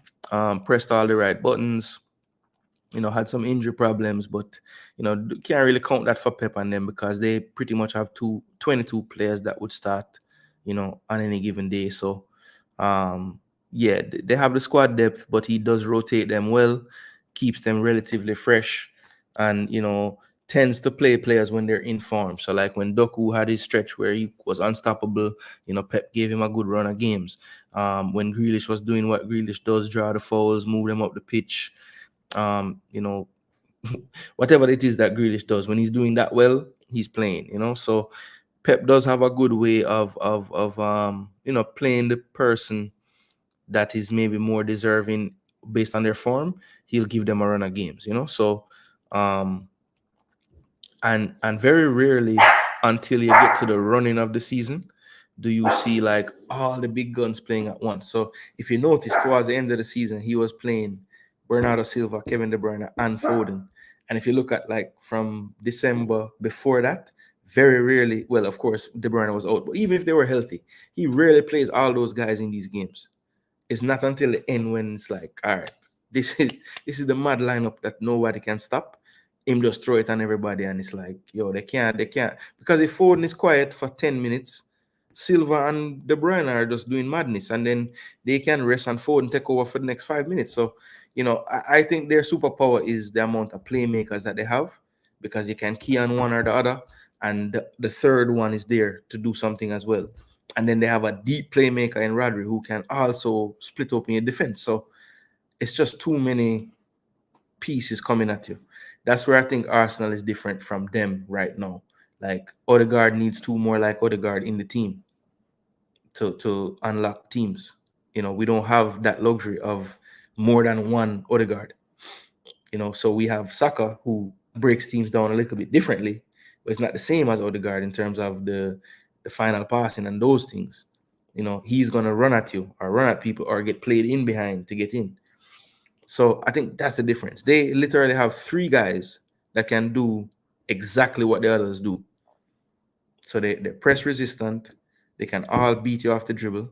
They can all play a final pass that split every defense. So yeah, it's tough. All right, so the Chelsea man bringing up another disappointment. Enzo Fernandez, huge disappointment. Yeah, so it never looked good on Enzo, Dad, to be honest, that when he had his surgery and came out, Chelsea literally, and Caicedo especially, started to look a lot better and get more results. Yeah. Player of the season for Drew Ross is Phil Foden. Yeah, man, that's a good shout. One that I would never disrespect. Definitely would be a well deserving. And he did win. I think it was the PFA Footballer of the Year. So, because I know Bunny won for the women and he won for the men. So yeah, that's about it, people. That's the EPL wrap up. So we're gonna move into a few more topics before I would agree with you until about the last 2 months. Can play good the last 2 months of the season. Once Enzo stop play side of him. I don't know. I hope that's not the correlation for your sake. Or maybe that's good. Then they just get rid of Enzo. But can they get the money that they got for Enzo? I doubt it. I'm gonna have to sell him at a cut price. Ain't nobody spending 100 and whatever for him right now.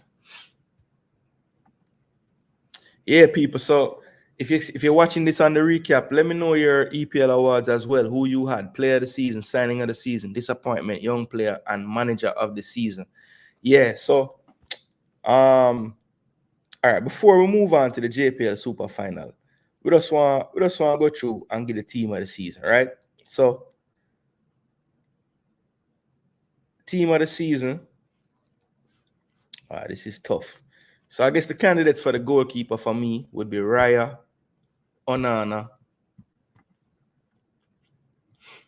Let me see. Raya, Onana. Who else here that said people?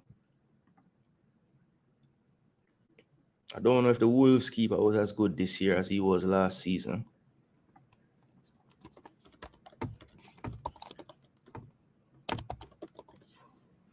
David Raya had the most clean sheets. Pickford was second in the clean sheet battle. So he should be accounted for as well. Let's see. Muffin, who you say?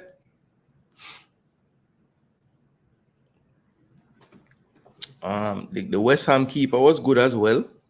Yeah, the West Ham keeper was good.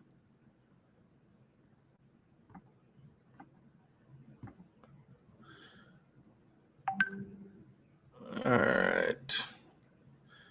Yeah, so statistically, Areola was the best goalkeeper on SofaScore. So he had the highest rating out of any keeper. Onana was second, tied second with Pickford. And he had Dubravka, Verbruggen from Brighton, Jose Sa, Neto from Bournemouth, Emi Martinez, Bern Leno. Wow. So, all right, for me, people, this is probably going to be an unpopular pick because he had such a weird start to the season. But I do think on the overall, I'm going to start Onana in goal. Zine, I think he's the one person on the United team that can say, all right, I had a decent season. Yeah, man, you might think that's crazy, but Onana was good this year, people. I'm telling you. He was getting a lot of banter early on, but he was actually good this year. All right, so when I look at the league, who was really good at right back? I don't know. All right, the left back, I'm putting Vardiol in the team of the season. Center backs, I'm going to say VVD and Saliba. I thought VVD had a big bounce back here this season, if we're being honest. He did, I think for him, people might say he had some big glaring mistakes in some big games, but on the overall season, I'm going to go with him. Onana, Saliba, VVD, Vardiol, and right back, I'm going to go with, let's see, who will I go with at the right back? Muffin, relax. That was just me. Let's see. Pedro Porro, Benjamin White, Kyle Walker. How many games did Kyle Walker play?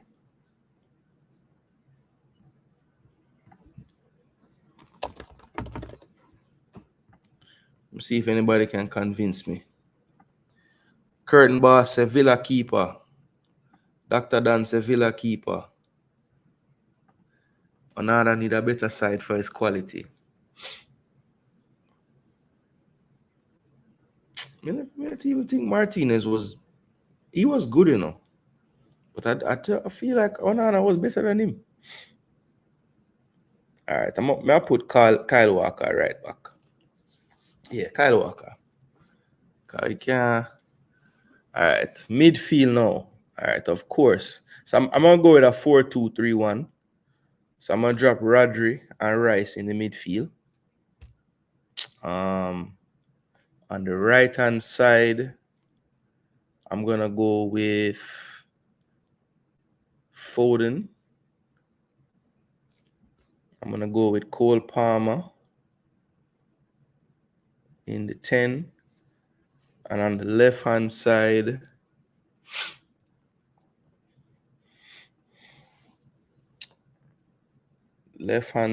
I'm gonna go with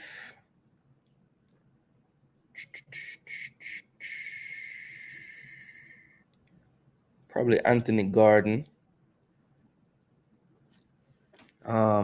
Really and truly, the right hand side is just stacked, you know, because even Saka, Salah, Salah, who's the other person over there? I'm forgetting. I mean, you could say Palmer play over there sometimes. Bailey, probably wouldn't make team of the season, but you know, worth a mention. Left side not as stacked, you know. Gordon probably the best and most prolific on that side. And since I'm just doing it by position, I think Gordon does warrant over there. And then, you know, the forward line, you could do Haaland, you could do Solanke. I'm gonna go with Ollie Watkins in the forward line. So let's see. My team of the season looks like this: Onana in goal, Walker right back, Saliba and VVD centre back, Vardy left back, Rodri and Rice at the base of the midfield, Foden, Palmer, Anthony Gordon, and Ollie Watkins. That would be my team of the season right there.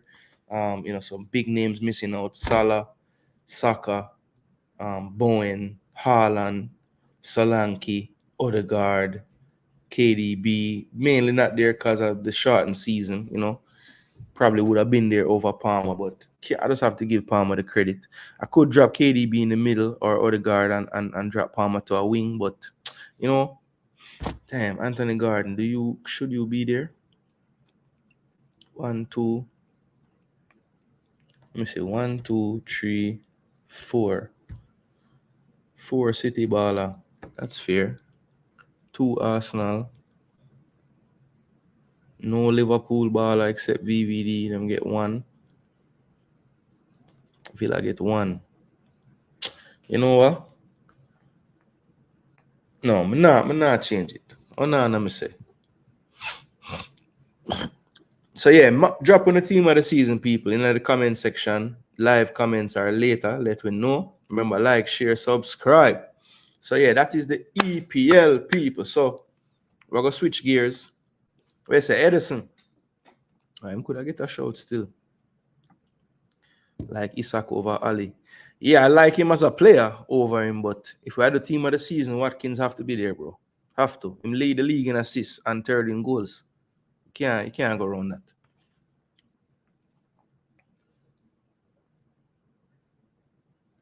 All right, you know what? Onana, you get dropped, you know. I put Raya as the keeper. Most clean sheets, I put him. Arsenal need the next person too. 1, 2, 3. Yeah. That more like it. 4 for City, 3 for Arsenal. Mm-hmm. And the only one man on the fence about people is Gordon. I'm only put him there because in play that left side of this field, and I'm just trying to make the team of the season for the positions, you know. Palmer can play behind Watkins, Foden on the right, Gordon. Yeah, I left that. So that is my team of the season. Someone read it from top. Goalkeeper David Raya. Centre back Saliba and VVD. Right back Kyle Walker. Left back Vardiol. Central midfielders Rodri and Rice. Then you have center attacking midfield Cole Palmer. Right side Foden. Left side Anthony Gordon. And up front Ali Watkins. Yeah, man, Muffin agrees. It's hard to pick the keeper. We go with Raya. A bit of a home choice, but you know, stats speak for themselves. 16 clean sheet. Yeah, man, I go with Raya. All right, so moving right along from the EPL, people, that was a good discussion about the season. And yeah, breakdown, that was nice. So moving right along, people, the JPL Super Final. So I don't know if you saw the thumbnail for the video, but it was a shot taken in the bleachers of the crowd for the JPL final, and it was amazing to see all those fans there, people. I was so surprised and happy to see how many people went out. Haven't gotten the actual figure, but I know it's anywhere from about 20 to 25,000 showed up for the JPL finals. Of course, the finals would have seen Cavalier taking on Mount Pleasant, and the third place match, which took place before, would have seen Arnett playing Waterhouse. So, of course, the third place match ended terribly for the Firehouse. They lost 5-1.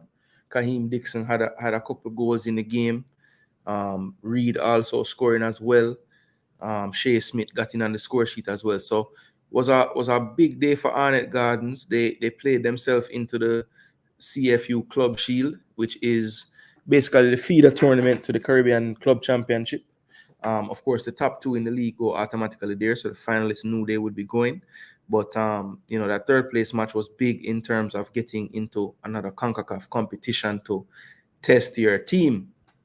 So yeah, man, as the JPL discussion starts, JPL fan pops up. So respect, brother. We're gonna go through the JPL final, and also have a brief discussion about how can we recreate that crowd that we saw at the JPL final for the Reggae Boys match on June 6th.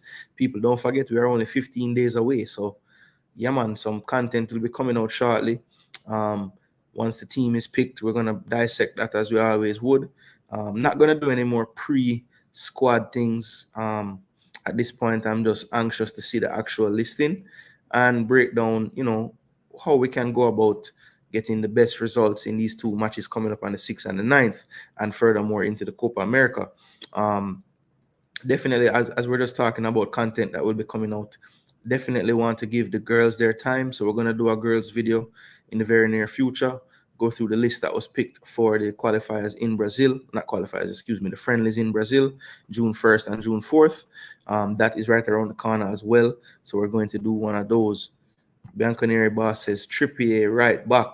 Trippier missed a lot of time, and Newcastle wasn't the same this season. Yes, him did have the assist in the beginning part of the season, but the fall off was real for him. So Mr. Kyle Walker still, but Trips is a baller. Rate him, but I don't think this was the season. Last year, yeah, it was definitely, but this year, no, I wouldn't say so. Still. A baller though, rate him. Yeah, so yeah, that's the content to look forward to, people. Also, we'll be doing for the first time an interview on the channel, so look out for news on that.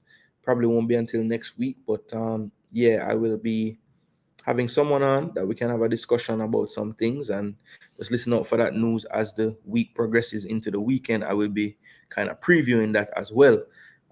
Definitely will be happening though. Set the date and time with the individual, so listen out for that first interview ever on Jason Gooner TV, people. So yeah, we're gonna have that coming up in the pipeline, folks. But for now, we're just gonna discuss the JPL as well. So the finals again happened this past Sunday at the National Stadium. Of course, unless you're living under a rock, you should know Cavaliers were victorious in the super final. They did defeat Mount Pleasant on penalties. The game ended 1-1 after full time, and they played 30 minutes of extra time where nobody was able to score a goal. And yes, that had to go to penalties. So Cavalier did end up winning that penalty shootout 4-3. Two big saves made by Cavaliers keeper Vino Bartlett. So kudos to him for coming up with the big saves. Yes, I believe it's 11 o'clock, which is about 30 minutes. So yeah, I was planning on being done with this so that I could tune into that live and direct, as I'm almost certain it will be coming on. But thanks for the reminder, because I didn't really think about it while I was on stream, but it's something that I saw and penciled in yesterday. I'm trying to see where it is though, because I saw the post. Somebody sent it to me. Somebody just in the chat confirmed that it's 12 o'clock my time and 11 o'clock Jamaica time. I think it is, but just confirm that for me. In that case, I have about 30 minutes until, so probably run the show for about 10-15 more minutes. So I can take a little break and get ready for that. So yeah, JPL final people was a big affair, big occasion. You know, shout out to the CEO, chairman, Chris Williams, Owen Hill, all the staff and everything over there at the PFJL for what they have been doing with the Jamaica Premier League in this playoffs, particularly. Um, if I'm marking totally hard, I will say the next step for the league would be to try to, get similar excitement. Of course, we can't expect 22,000 for the regular season, but I still think that the regular season games could be attended a bit better. I don't know how we could improve on that moving forward, but I think that's something to look at. Trying to get some more consistency in the attendances throughout the season as well. But definitely kudos to them for the display that was put on in the stadium on Sunday when it came on to the entertainment. The sound was on point. I was a bit perturbed with the lines on the field. I know that that's not really your doing necessarily, the JPL, but I would have hoped that they would have been able to remove whatever lines they had placed on there for this big match, but sadly that wasn't the case. So that was one of the things that did bug me. But again, if I'm marking very hard, these are the things I would be talking about. But the game itself, people, let's just discuss that briefly and give it its time as well. So, of course, Mount Pleasant led by Theodore Whitmore, Cavalier led by Rudolph Speed. So, two of the better coaches, you would say, when it comes down to the local coaches. So, this was always going to be a tight tactical affair. Tapa is one that always has his team set up to defend first. And Rudolph Speed has kind of gotten that tag as well for his Cavalier teams being a team that love to sit back and play on the counter. So, this always had the makings of being a bit cagey. And the game did kind of start out that way. You could kind of see that neither team wanted to make a mistake on the day. I thought it was really tight in the beginning. But let me just let you know who started for both teams. So for Mount Pleasant, you had Shaquan Davis, Jamoy Topi, and Doxley actually played centre back. Of course, you know that Shaquille Dyer got a red card in the semi, and Fitzroy Cummins picked up 2 yellows in the 2 semifinals as well. So he missed the game due to suspension as well. So they were down 2 defenders that started in the semi. Gawain Austin, nephew of Rudolph Austin, came back after playing earlier in the season. We hadn't seen him in the semifinals due to injury, but he came back and played at right back on the day, and the left back, typical inverting version of such, Sule Makala, the captain, played in his normal role. Then in midfield, you had Ramon Howell came back to play CDM. Then you had also Demario Phillips playing in midfield with him and Shandy James. They actually elected for a 4-3-3 on this day. So, Howell was in the middle and he had Phillips and James kind of flanking him on either side. And then up front, you had the 3 that pretty much started the semifinal games as well. The second leg, I should say. Daniel Green through the middle, Devante Campbell on the left, and Kimoni Bailey on the right, the Ras. For Cavalier, it looked like this. You had Vino Bartlett in goal.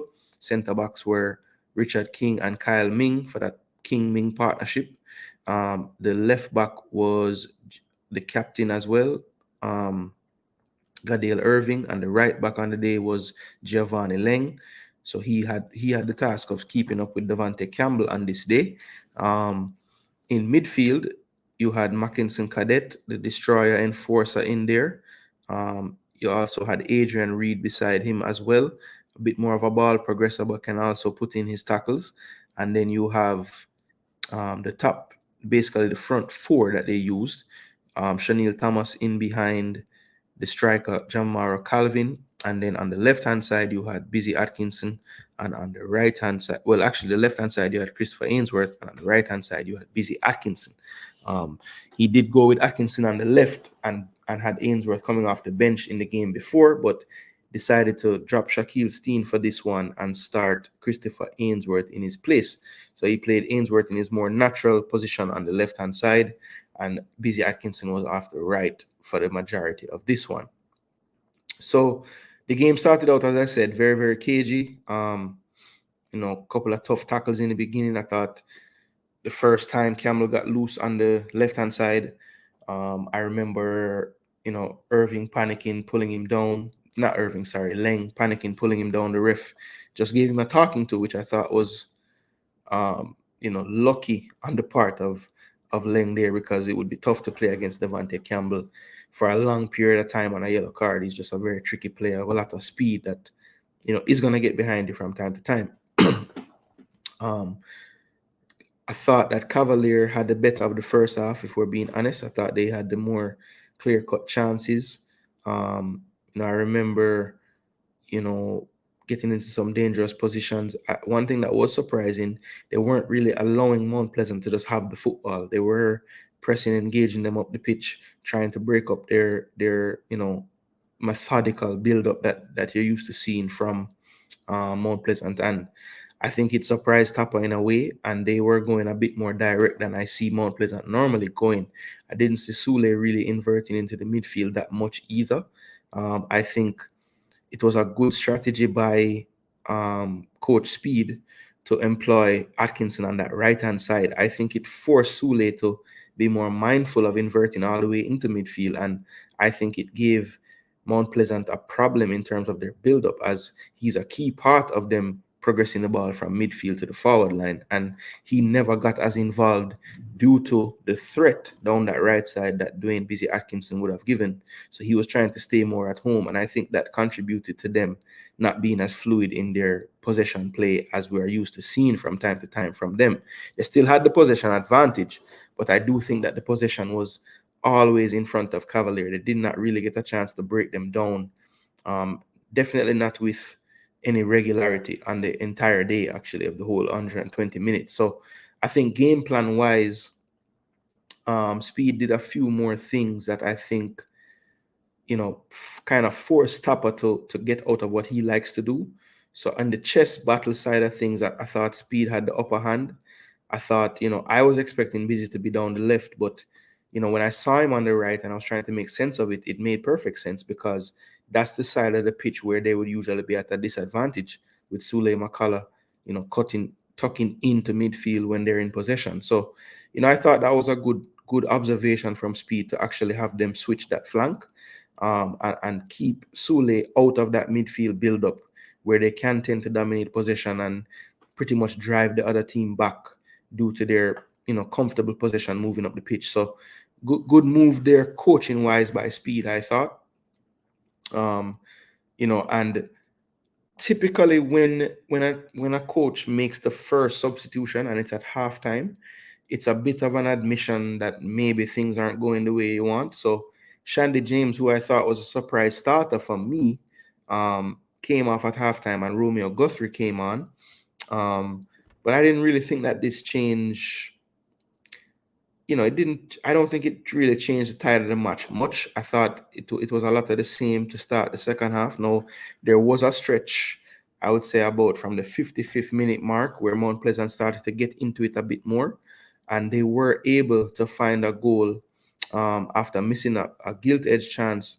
Devontae Campbell did score a deflected shot from the top of the area. Didn't quite catch it cleanly, was scuffed a bit, but it's like the ball had eyes and found the bottom corner to beat Vino Bartlett to make it 1-0.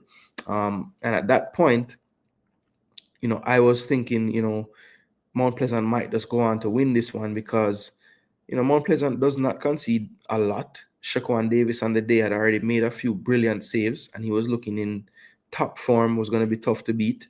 So I just had a feeling that Mount Pleasant would be able to possess and kill the game. But, as soon as Cavalier went forward, they were able to win a corner, brilliantly put into the back post, was nodded down, and Richard King, with a nice side volley technique, put it into the corner to make it 1-1 after just 2 minutes to equalize. So at this point, the game was finally poised. Tapa made a sub in the 71st minute. That was a bit surprising to me. he substituted Demario Phillips and brought on Tevin Shaw. Phillips wasn't visibly upset as well on the bench after the sub. I wouldn't say he was having his best game, but I mean, surely in a final, you maybe give a player like him, a little bit more time to see if he can find something. After all, he is one of the more experienced players. So I was a bit surprised by that one. The first move that Speed made was to take off Cadet, who had picked up a yellow card in the first half. So I understood that change just for that reason.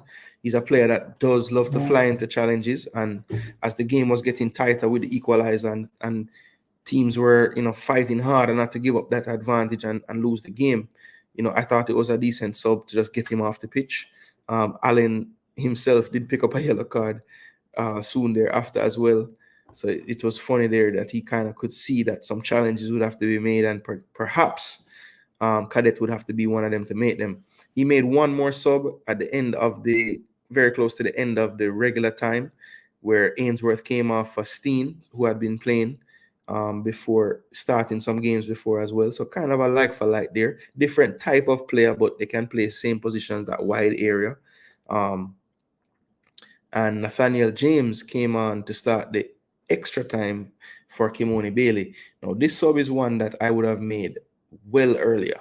I thought that Kimoni Bailey didn't really offer much attacking wise. I know he might be the better of the two when it comes on to tracking back, but I didn't really think that Cavalier, Cavalier was sending Irving up to attack as well, but I thought for the most part they were attacking with their forward players. So I don't think it was that big of a deal to have a player tracking back so much at any point in this game. So I thought I would have given James much earlier. Maybe the minute they equalize or a few minutes after that, or when he made the Phillips sub, I would have brought James on then as well in about the 70th minute. I thought James definitely was underused in this final. Bygrave came on for Daniel Green in extra time, and Cavalier as well made a couple more subs where McCleary came on for Chanel Thomas, and the substitute was substituted. Orlando Russell came in for Allen, and Nicholas Hamilton came in for another sub, which was Stein. So, Speed definitely had his plan for the penalties, and so did Tapper, because he made a sub of Austin for Richie right at the death as well. So two players came in that ended up taking penalties off of the bench, barely touching the ball. And basically the one that worked out for the coach is the team that ended up winning the game, because Ladale Richie stepped up to take his penalty off the bench, missed. Nicholas Hamilton fittingly had the last penalty for Cavalier to clinch it, and he put it into the top corner to win the game. So that was basically the game, people, in a nutshell. I think Speed had some coaching moves that definitely got the best of Tapper. I think Tapper, his squad was a bit of a gift and a curse for him, because I think he made some head-scratching decisions with some of the personnel. I didn't understand Shandy James starting. I didn't understand Nathaniel James coming on so late in the game. I didn't understand Demario Phillips coming off in the game, even though he wasn't having his best game.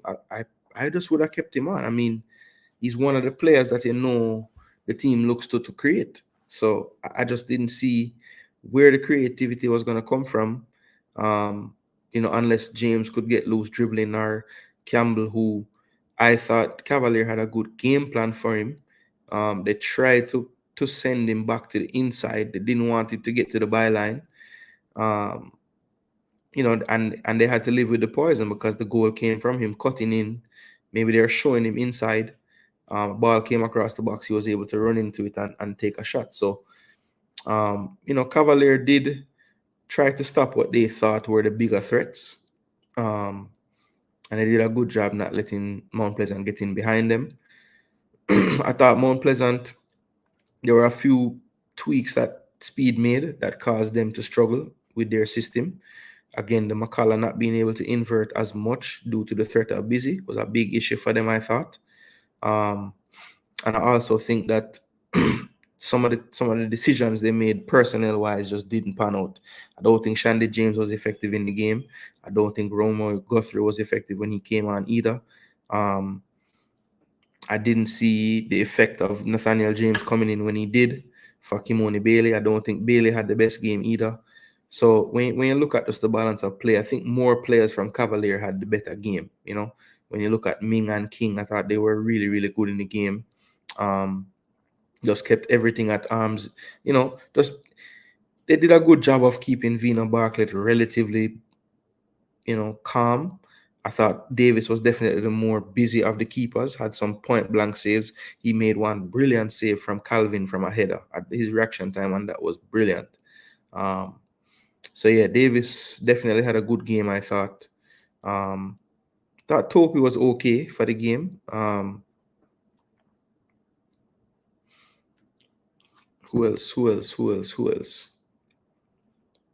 I thought Austin, you could see the rust of him not playing recently. It wasn't terrible and lasted very long time. Looked good defensively, but I thought on the ball he wasn't the best. And then you had Duxley stepping in for Richie and Dyer in central defense. He did okay. I thought Calvin and Thomas had some decent games. Maybe didn't have the opportunities they would have liked, but I thought they played decent. I thought Busy Atkinson was his name. He was very busy in the game. End product was not there, but definitely was, the one that looked to be the bigger threat out of most of the attacking players for Cavalier. Him and Calvin, I would say. Thomas to a lesser extent. I thought Ainsworth was pretty quiet on the day. Did his job as far as getting up and down the wing and helping out Irving on that side, but would have loved to see more attacking output from him. I thought Adrian Reed was decent in the midfield. Cadet put himself about, threw his weight around. I would love to see the Cavalier midfielders demand the ball a bit more. I know that's not really their style, but sometimes I think they could do with a switch up of how they attack. They tend to pretty much long diagonal most of the time. But I feel like when you see Cadet and Reed on the ball, they look like they could do it. But styles are styles, and that's not their style, so I understand. But I think they have another style they could go to if they want to. It would be nice to see if they do it more next season, especially when they get into CONCACAF Caribbean play and those things of that nature. So, yeah, so that's pretty much it, people. Cavalier the champions. Kudos to them. Congrats to Mr. Speed. Mount Pleasant, tough loss. I'm sure you'll be back. Mr. Gould won't give up. He will keep investing in the club. And hopefully you guys can keep improving. And I want to see all the teams, whether it's Arnett, Mount Pleasant, and Cavalier, doing well in their CONCACAF competitions. And hopefully we can get a couple, if not all, into the CONCACAF Champions League. That's going to be very difficult to do. But would love to see 2 out of the 3 then, people. Let's be realistic. 2 out of the 3 get into the CONCACAF Champions League. That is the goal. All right, people? That's what we want to see. So we want to see 1 of the 3 teams or 2 of the 3 teams get in there. And when we get there and see who we draw. But would love to get some representation from the JPL in the CONCACAF Champions League. All right, so last point of the day, people. Again, I am not an Arnett fan. When I was growing up, I was a Constant Spring fan because that was the closest club to me. And I used to represent Real Mona. So Real Mona never really made it to the Premier League when I was growing up. I think that was only in the Major League and the Super League. But yeah, my Premier League team them time there was Constant Spring because we used to live just, closer, not in Cassava Piece right there, but like Radials, like, through Havendale basically. So, and them time the Marvel never did in the Premier League. Waterhouse never so far from me. So I used to go some Waterhouse game from time to time. But I say, of all the teams in the Premier League when I was in Jamaica growing up, it would have been Constant Spring. It was closest to me. Yeah, I did a follow say them almost. I try a thing and get back. I see say them losing at the semi-final star. Yeah, man. Yeah, man. Spring was my team, man. Remember, I tell you, man, back when me a youth, You see, O'Neal Chippy McDonald, brother, that man they used to score some goal. Believe me. Yeah, man. Yeah, well, the Mona, how many did end up a play for Mona? I think maybe just end up a play for Mona because I think how many did really end up go and play for Mona? Real Mona. I think it was just cause like some other youth who didn't know they'd play there already and we just go a training one day and just end up play for them, yeah. Cause even I think Scott's still there, but Scott Waddell and me used to play on them side there for Mona. Him they play on the same side with me when Jackie Walters did coach and everything. Mm-hmm. And we did that year that we did recruit a bag of people from all boat. We did basically have an all-star, well, a Jamaica national team with some other with some brother like me. Whenever they play a national team, but me a national, so we met the team same way. Mm-hmm. Shortwood. No, we never play for Shortwood, but I drive past Shortwood every day, basically. Yeah, we'll probably, probably. Well, we don't think we're the same age group still, but we definitely will play Shortwood in a competition them for sure.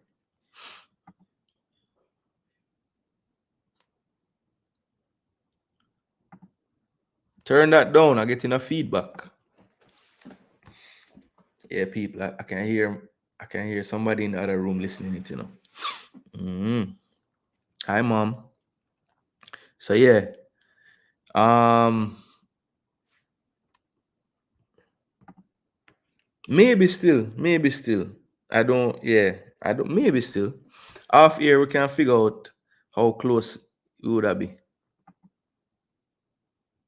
Yeah, so Boys Town have a chance. I know they're in the final. So, but tell me something. If them win this, them just go tier two or them go how it go?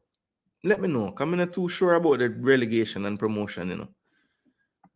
Somebody who is more versed on that, just put it in the chat so I can let people know. If Boys Town win them match, I think it's Saturday. Okay, straight to the tier two. Okay, so basically them go from them Confed League. Once you win that or come forward second in that, you go to the tier two, and then once you reach top of that, you're going back to Premier League. All right, so hopefully Boys Town. Only if they decide to. What? So why wouldn't they decide to? Them not want to do the traveling at the tier two? Or I mean, them not want to go back to the Premier League. Why wouldn't they do it? Why them wouldn't do it, JPL? It must be financial reasons. I don't know why you wouldn't want to go to the Premier League. All right, so as I said, people, the last thing we really want to discuss on the show, as you seen in the title, yeah, they should get banned if them don't pick it up. But why wouldn't they? Aren't they playing the competition to keep moving forward? Anyway, 20 to 25,000 people for the JPL final. Amazing. As I said earlier, big up to the sponsor them, all the people involved in the marketing. Obviously, 876 Stream would have been a part of that as well. Ryan Neville, all the sponsors.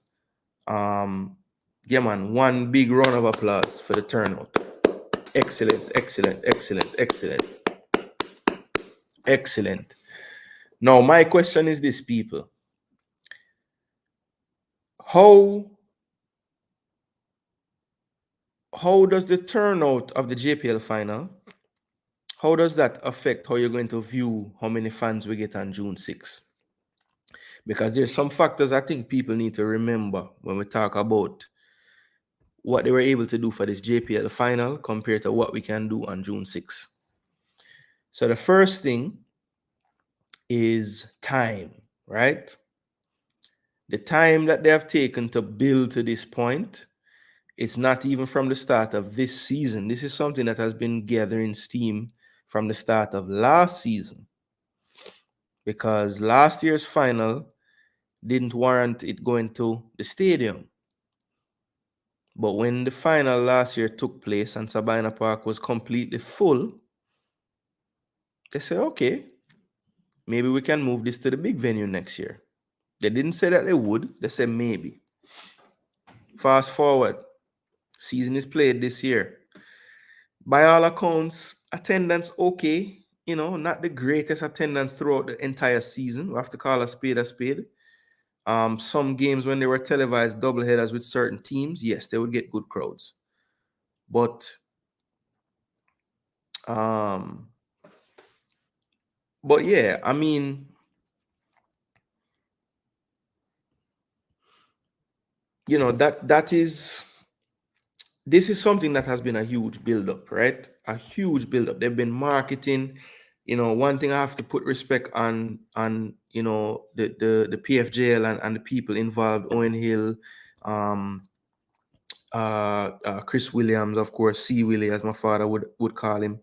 Um, they have made themselves available to all the channels that they could, right? So, I hear them on Explosion with Oral Tracy. I hear them on Ryan's show in the night. If it's a daytime show, they'll have a representative, somewhere else on YouTube, whoever's doing their shows, whether it's Manning's Man, whether it's Simon bringing information, not necessarily having them on, but telling them things that they would have told Simon or something. Most of and since I've started creating content, I'm getting more things to do with, just because they know that I have a platform, I'm now getting pulled into the loop as far as, just in case you would like to know, this is the info for this. So I think that some respect has to be put on the work that was put in. And I hope that fans don't expect the same level of work has been put into the Reggae Boys on June 6th. It's just hasn't been enough time. The guys who are the marketers for the JPL 876 stream, they only got on board what, a month ago, 2 months ago tops. So, I just hope that people's expectations are tempered a bit and they look at it for what it is. Yeah, and JPL fan, I was gonna touch on this briefly. Not on on this part here. The price is a big issue for the tickets. I believe it's 5,500 for grandstand and 1,500, if I'm not mistaken, for bleachers. Okay, yeah, first said 15. But $1,500 is like $10, US. That is, I couldn't go to anything with a football match, international game. It would be at least $70, $60 the best if I'm sitting way up. So, I mean, yes, obviously we can't expect the tickets to be the same as in America, but $1,500, man, come on, that is not bad at all. That is not bad at all, people. $3,000 for you and somebody, you know?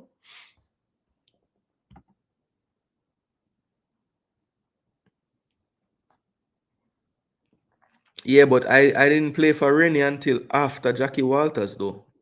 That's why I say I'm trying to remember, like, what was the beginning? Like, how did I get there to begin with? Peter Moses connection make a lot of sense, but I have a feeling it had a lot to do with, like, yeah, it must have been just the Moses connection then, because Rennie was not the coach. I ended up playing for Rennie when I was older. Like, this team I'm talking was more like under 16 or something like that. Yeah. I remember coming home for the summertime and playing like a under 18 or something with Rennie. Or like the older competition, or under 17 maybe. I don't remember what age group, but Rennie wasn't the first coach. It was Jackie Walters first. 1,500, not that bad. Where them all go with 5,000? Well, that's why them have two different set of money, If you don't want to pay the 5,000, get the 1,500 one.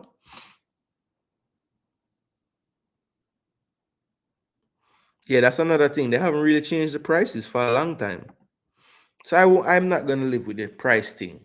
If you want to go, you will save up the money there. After 1,500 there, you can find. May I tell you that? May I tell you that? If you want to go, you will go.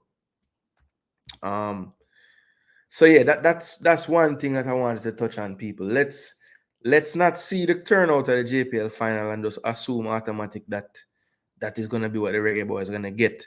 We're gonna have to give the people time to work the strategies, work the marketing. I will say that I think there will get a better turnout than what we got for the Canada game. I will say that. I think we'll definitely get more than that. But I do think that we have to be mindful that this whole undertaking that the JPL has been on to get to where they got to this final Sunday is 2 years in the making. Whereas this Reggae Boys thing is 2 months in the making. So let's be mindful of that. I will do everything in my power to ensure that we get more people in the stadium, however it can be.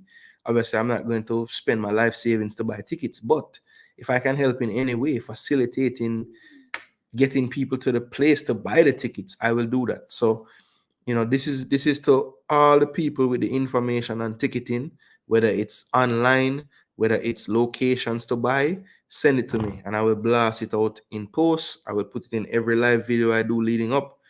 I want to help in some way. You know what I mean? Fresh cut, so we might get 5 to 10. Yeah, my hope is 10 to 15. Honestly, my hope is 10 to 15. If we can get 15,000, then I'll be happy. I'll be very happy. I mean, it's gonna be tough because my whole thing was if we could get 25,000 football fans in the stadium on Sunday, why we can't get back the 25 again? And basically they were saying, boy, about 60% of the crowd was Mount Pleasant fans. And about 80% of those Mount Pleasant fans are not going to come back for the Reggae Boys. They're just not. They came because they love Mount Pleasant team, and that's why they came. So I said, okay, fair. What about all of the fans from Mount Pleasant that love Mount Pleasant that you say will come back? Mobe United have fans like that. We can't get those fans to come and watch the Reggae Boys, like the fanatics of football that just love football, because those fans are at every club. So if we can lean on those people, obviously all the fanatics that live in Kingston need to be there. I think where the JPL got those extra set of people was they included the element of the entertainment. So you had people that just don't miss things in the uptown crowd where they the excitement. You know what I mean? They got them out because they wanted to see Russian and friends in the performance. You know what I'm saying? The JPL also marketed it as if it was a party. And Jamaicans love to party. So even if we can't do the things the JPL did, wording is very important. So that's what I will say. Make sure that you can market it as a party atmosphere. You don't have to say it's a stage show, but I've heard a lot of dub plates coming out lately, and you gear it around that. You say, listen, the sound will be there to play the songs that you have started to hear. And I'm sure as we get closer to the game, bigger, more prominent artists will make songs. It's because the trend has started, and I kudos to the veteran artists, them, the Spragga Benz, Beanie Man, Nitty Kochi, General B, all them, Roned, all them artists there. Big up on yourself. Because I think Uno start the trend, and I know that some of the more current artists gonna drop some dub as well. It's coming, people, I can bet you. So we have about 2 more weeks left. I wouldn't be surprised if we hear a few more this week. Right? So, get those things out there. Let the people know that there is an excitement. Artists making songs about the team, and those little things can get those extra 5K fans that maybe weren't thinking about the football to just come because they want to be a part of what they hear people talking about. So we need to get it onto the psyche of the people in the area, just around the place, just get people talking about it. And like I said, people, I have a big thing set up for next week where we'll get a bit more of an insight into some of the ways that we're going to try to get this stadium full and, get it even more full in the future. So again, people, main talking points, temporary expectations. The time frame that they had to market this JPL final is much longer than the time frame that they have to market this match against Dam Rep, right? So temper expectation. Secondly, be, if you are one of the people that are involved in this platform and this space, reggae boys, content creators, football creators, be somebody that is helping in some way, whatever that may be. If it's getting more people in your vehicle to go to the match on the day, then so be it. If you're in the diaspora and you just want to help, buy 10 tickets, buy some, or buy, don't even, that's not even an amount, just buy tickets and get in contact with the JFF or get in contact with any of your respective YouTubers that are your favorite or whatever, and you tell them you want to give away tickets and you give them away on your programs or whatever. Reach out to a school and say, listen, I want to send your Pepsi team to the match. How many players do you have? How many tickets can I provide for that? Like, let's if you can do something, people, just get up and do it. You know what I mean? Because we can't just sit down and expect, because we have a marketing team now, everything is just, we still can do our part. I see more supporters clubs and community clubs popping up. They're all putting in some work. And remember, we all have different circles. So, while yes, a lot of the viewership on these channels are the same, I might have a 15, 20, 50, 60, 70 people that not on another program that hear it from me, and now that's added to the people that would be going. So yeah, everybody just try to do their part. Obviously do what you can, don't overextend yourself, but do your part. If you can do something, try and do it. You never know that couple tickets might be the difference. You never know. So just keep an open mind, people. Try to put in the work if you can, if you have the ability to. And if you are a true lover of the game and the sport, everybody that you know, you need to be telling them about it. Even if you don't think them will go, just tell them. You never know. They might end up going. They might see something about a player that play for Reggae Boys that make them want to go, and they say, oh, Jason Gooner, they tell me about this one day, yeah, man, I gotta go, yeah, man. So you never know, people. You never know. All right, let me show the chat some love, and then we're going to sign off for the day. It is 12:07 now. So is the press conference going on and I'm missing it? I wonder. Or is it something that will forward out later?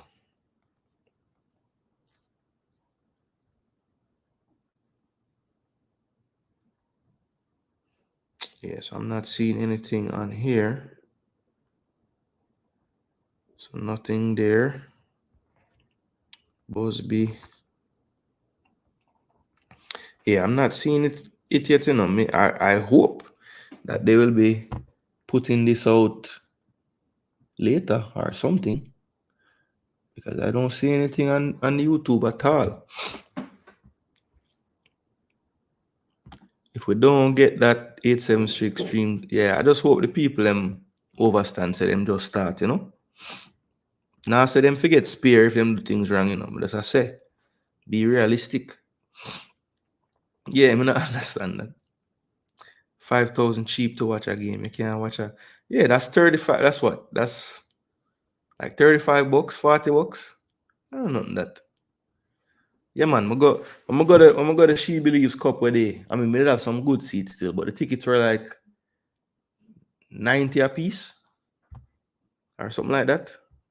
Yeah, so it's not cheap, bro. Yeah, 10 to 15, realistically. That may I go for. We have that inner, the later round is a disgrace. Yeah, facts. Mount Pleasant need to play damn rep for full the stadium, Jason. I can't see stadium full. Yeah, I don't think it will be full either. But I'm shooting for like 10 to 15K, man. Just an improvement on what we've seen before.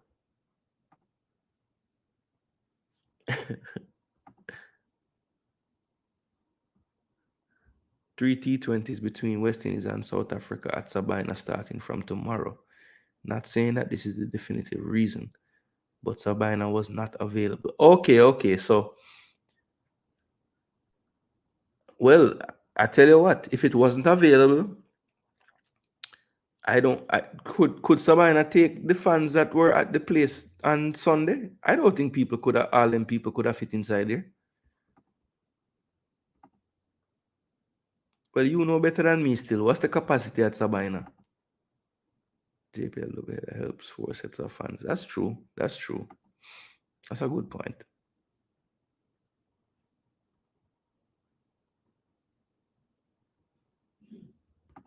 Just listen to the national radio saying no promotion happening. Oh, damn. That's not good. Yeah, but the notice say forward out, cause so tickets are not on sale yet, and the next month said tickets are on sale. Lee Young, I did not get any invitation to the presser. I don't know. Typically, whenever they do press conferences in Jamaica, there's no they don't do Zoom. Typically, I don't know if that would change now, but normally whenever it's in Jamaica, I don't even try to get in because I don't have online questions.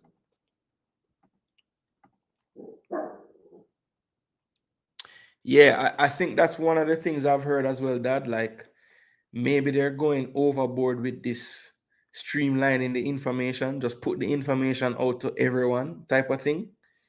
So yeah, I have heard that complaint from some circles. You know, why is it?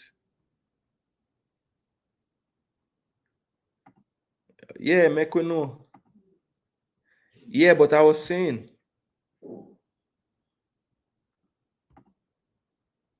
yes, that thank you. Fresh, that's what you're missing, you know. He's saying, what about people that just want to go and buy a physical ticket? Agreed. Yeah, that's surprising. Well, I mean, 2 weeks out, I would think no, they would have to start. I mean, I could understand last week, maybe none yet, but because ads ain't cheap, but I would think it would start soon. Okay, so that soon come. Pitbull. Yeah, right.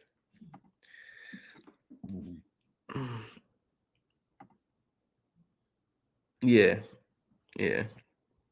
Sandra Blake up, you know. Yeah, man. Some joke last night, brother. Yeah, that's that figure fresh, cause whenever I get the notification at 12 o'clock, I know I have my notifications on for JFF. So that's why I'm see the time past 12, I'm never jump off because I'm figure, okay, well, I'm not gonna be able to see it now anyway. I'm have to wait till it actually drop. So maybe what I'll do, people, I will make sure watch the press conference, take my notes. I already had a show plan about the reggae girls, so we'll just do the press conference reaction and go through the team squad and everything. Try to give people some background info on some of the players they might not be familiar with. I've been doing a little compiling of notes ever since the squad dropped. So yeah, man. Simon said they've been putting out signs and have town crier already. Yes, I did see Simon saying that. My question is, where are the signs? You know, like New Kingston for sure, downtown Kingston for sure. Um, somewhere in Mobile, somewhere in St. Anne. Obviously, major town centers would be the ideal places. Um, is it overkill to go to every parish and put up something? I don't know. Maybe you should. 'Cause you don't want to leave out nobody. There are fanatics in every parish.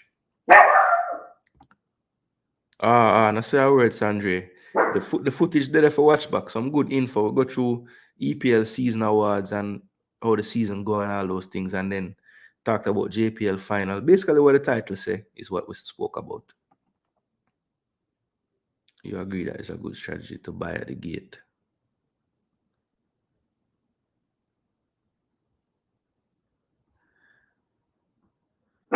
Yeah, but I think for the interest of getting people into the stadium, I don't believe you should have. I mean, yes, you should have an outlet to buy a ticket at the gate if you need to, but I think that contributes to the confusion when you're going in. So ideally you would want the fans to have them ticket walking up to the gate. I think that's the best. I mean, obviously you can't force a man to do that, but you know, you want to have a ticket before you reach, I would think.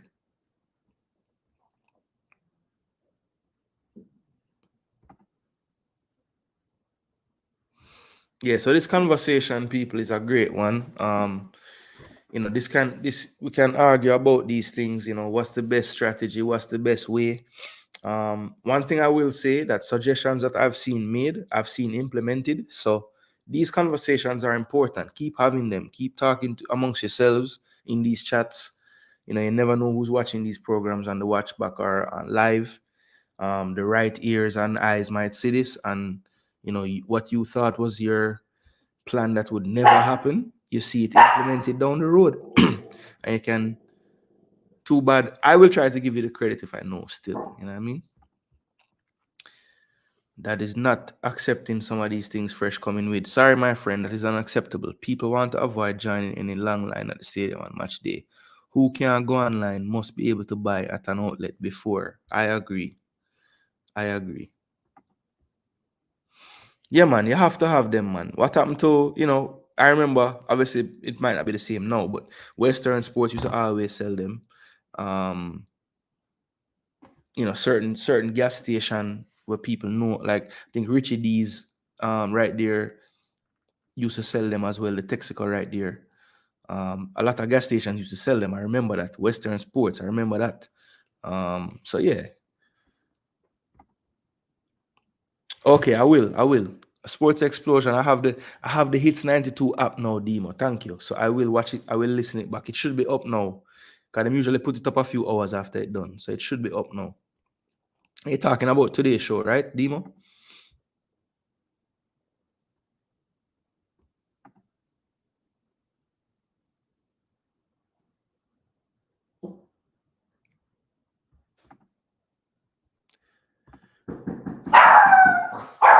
All right, people.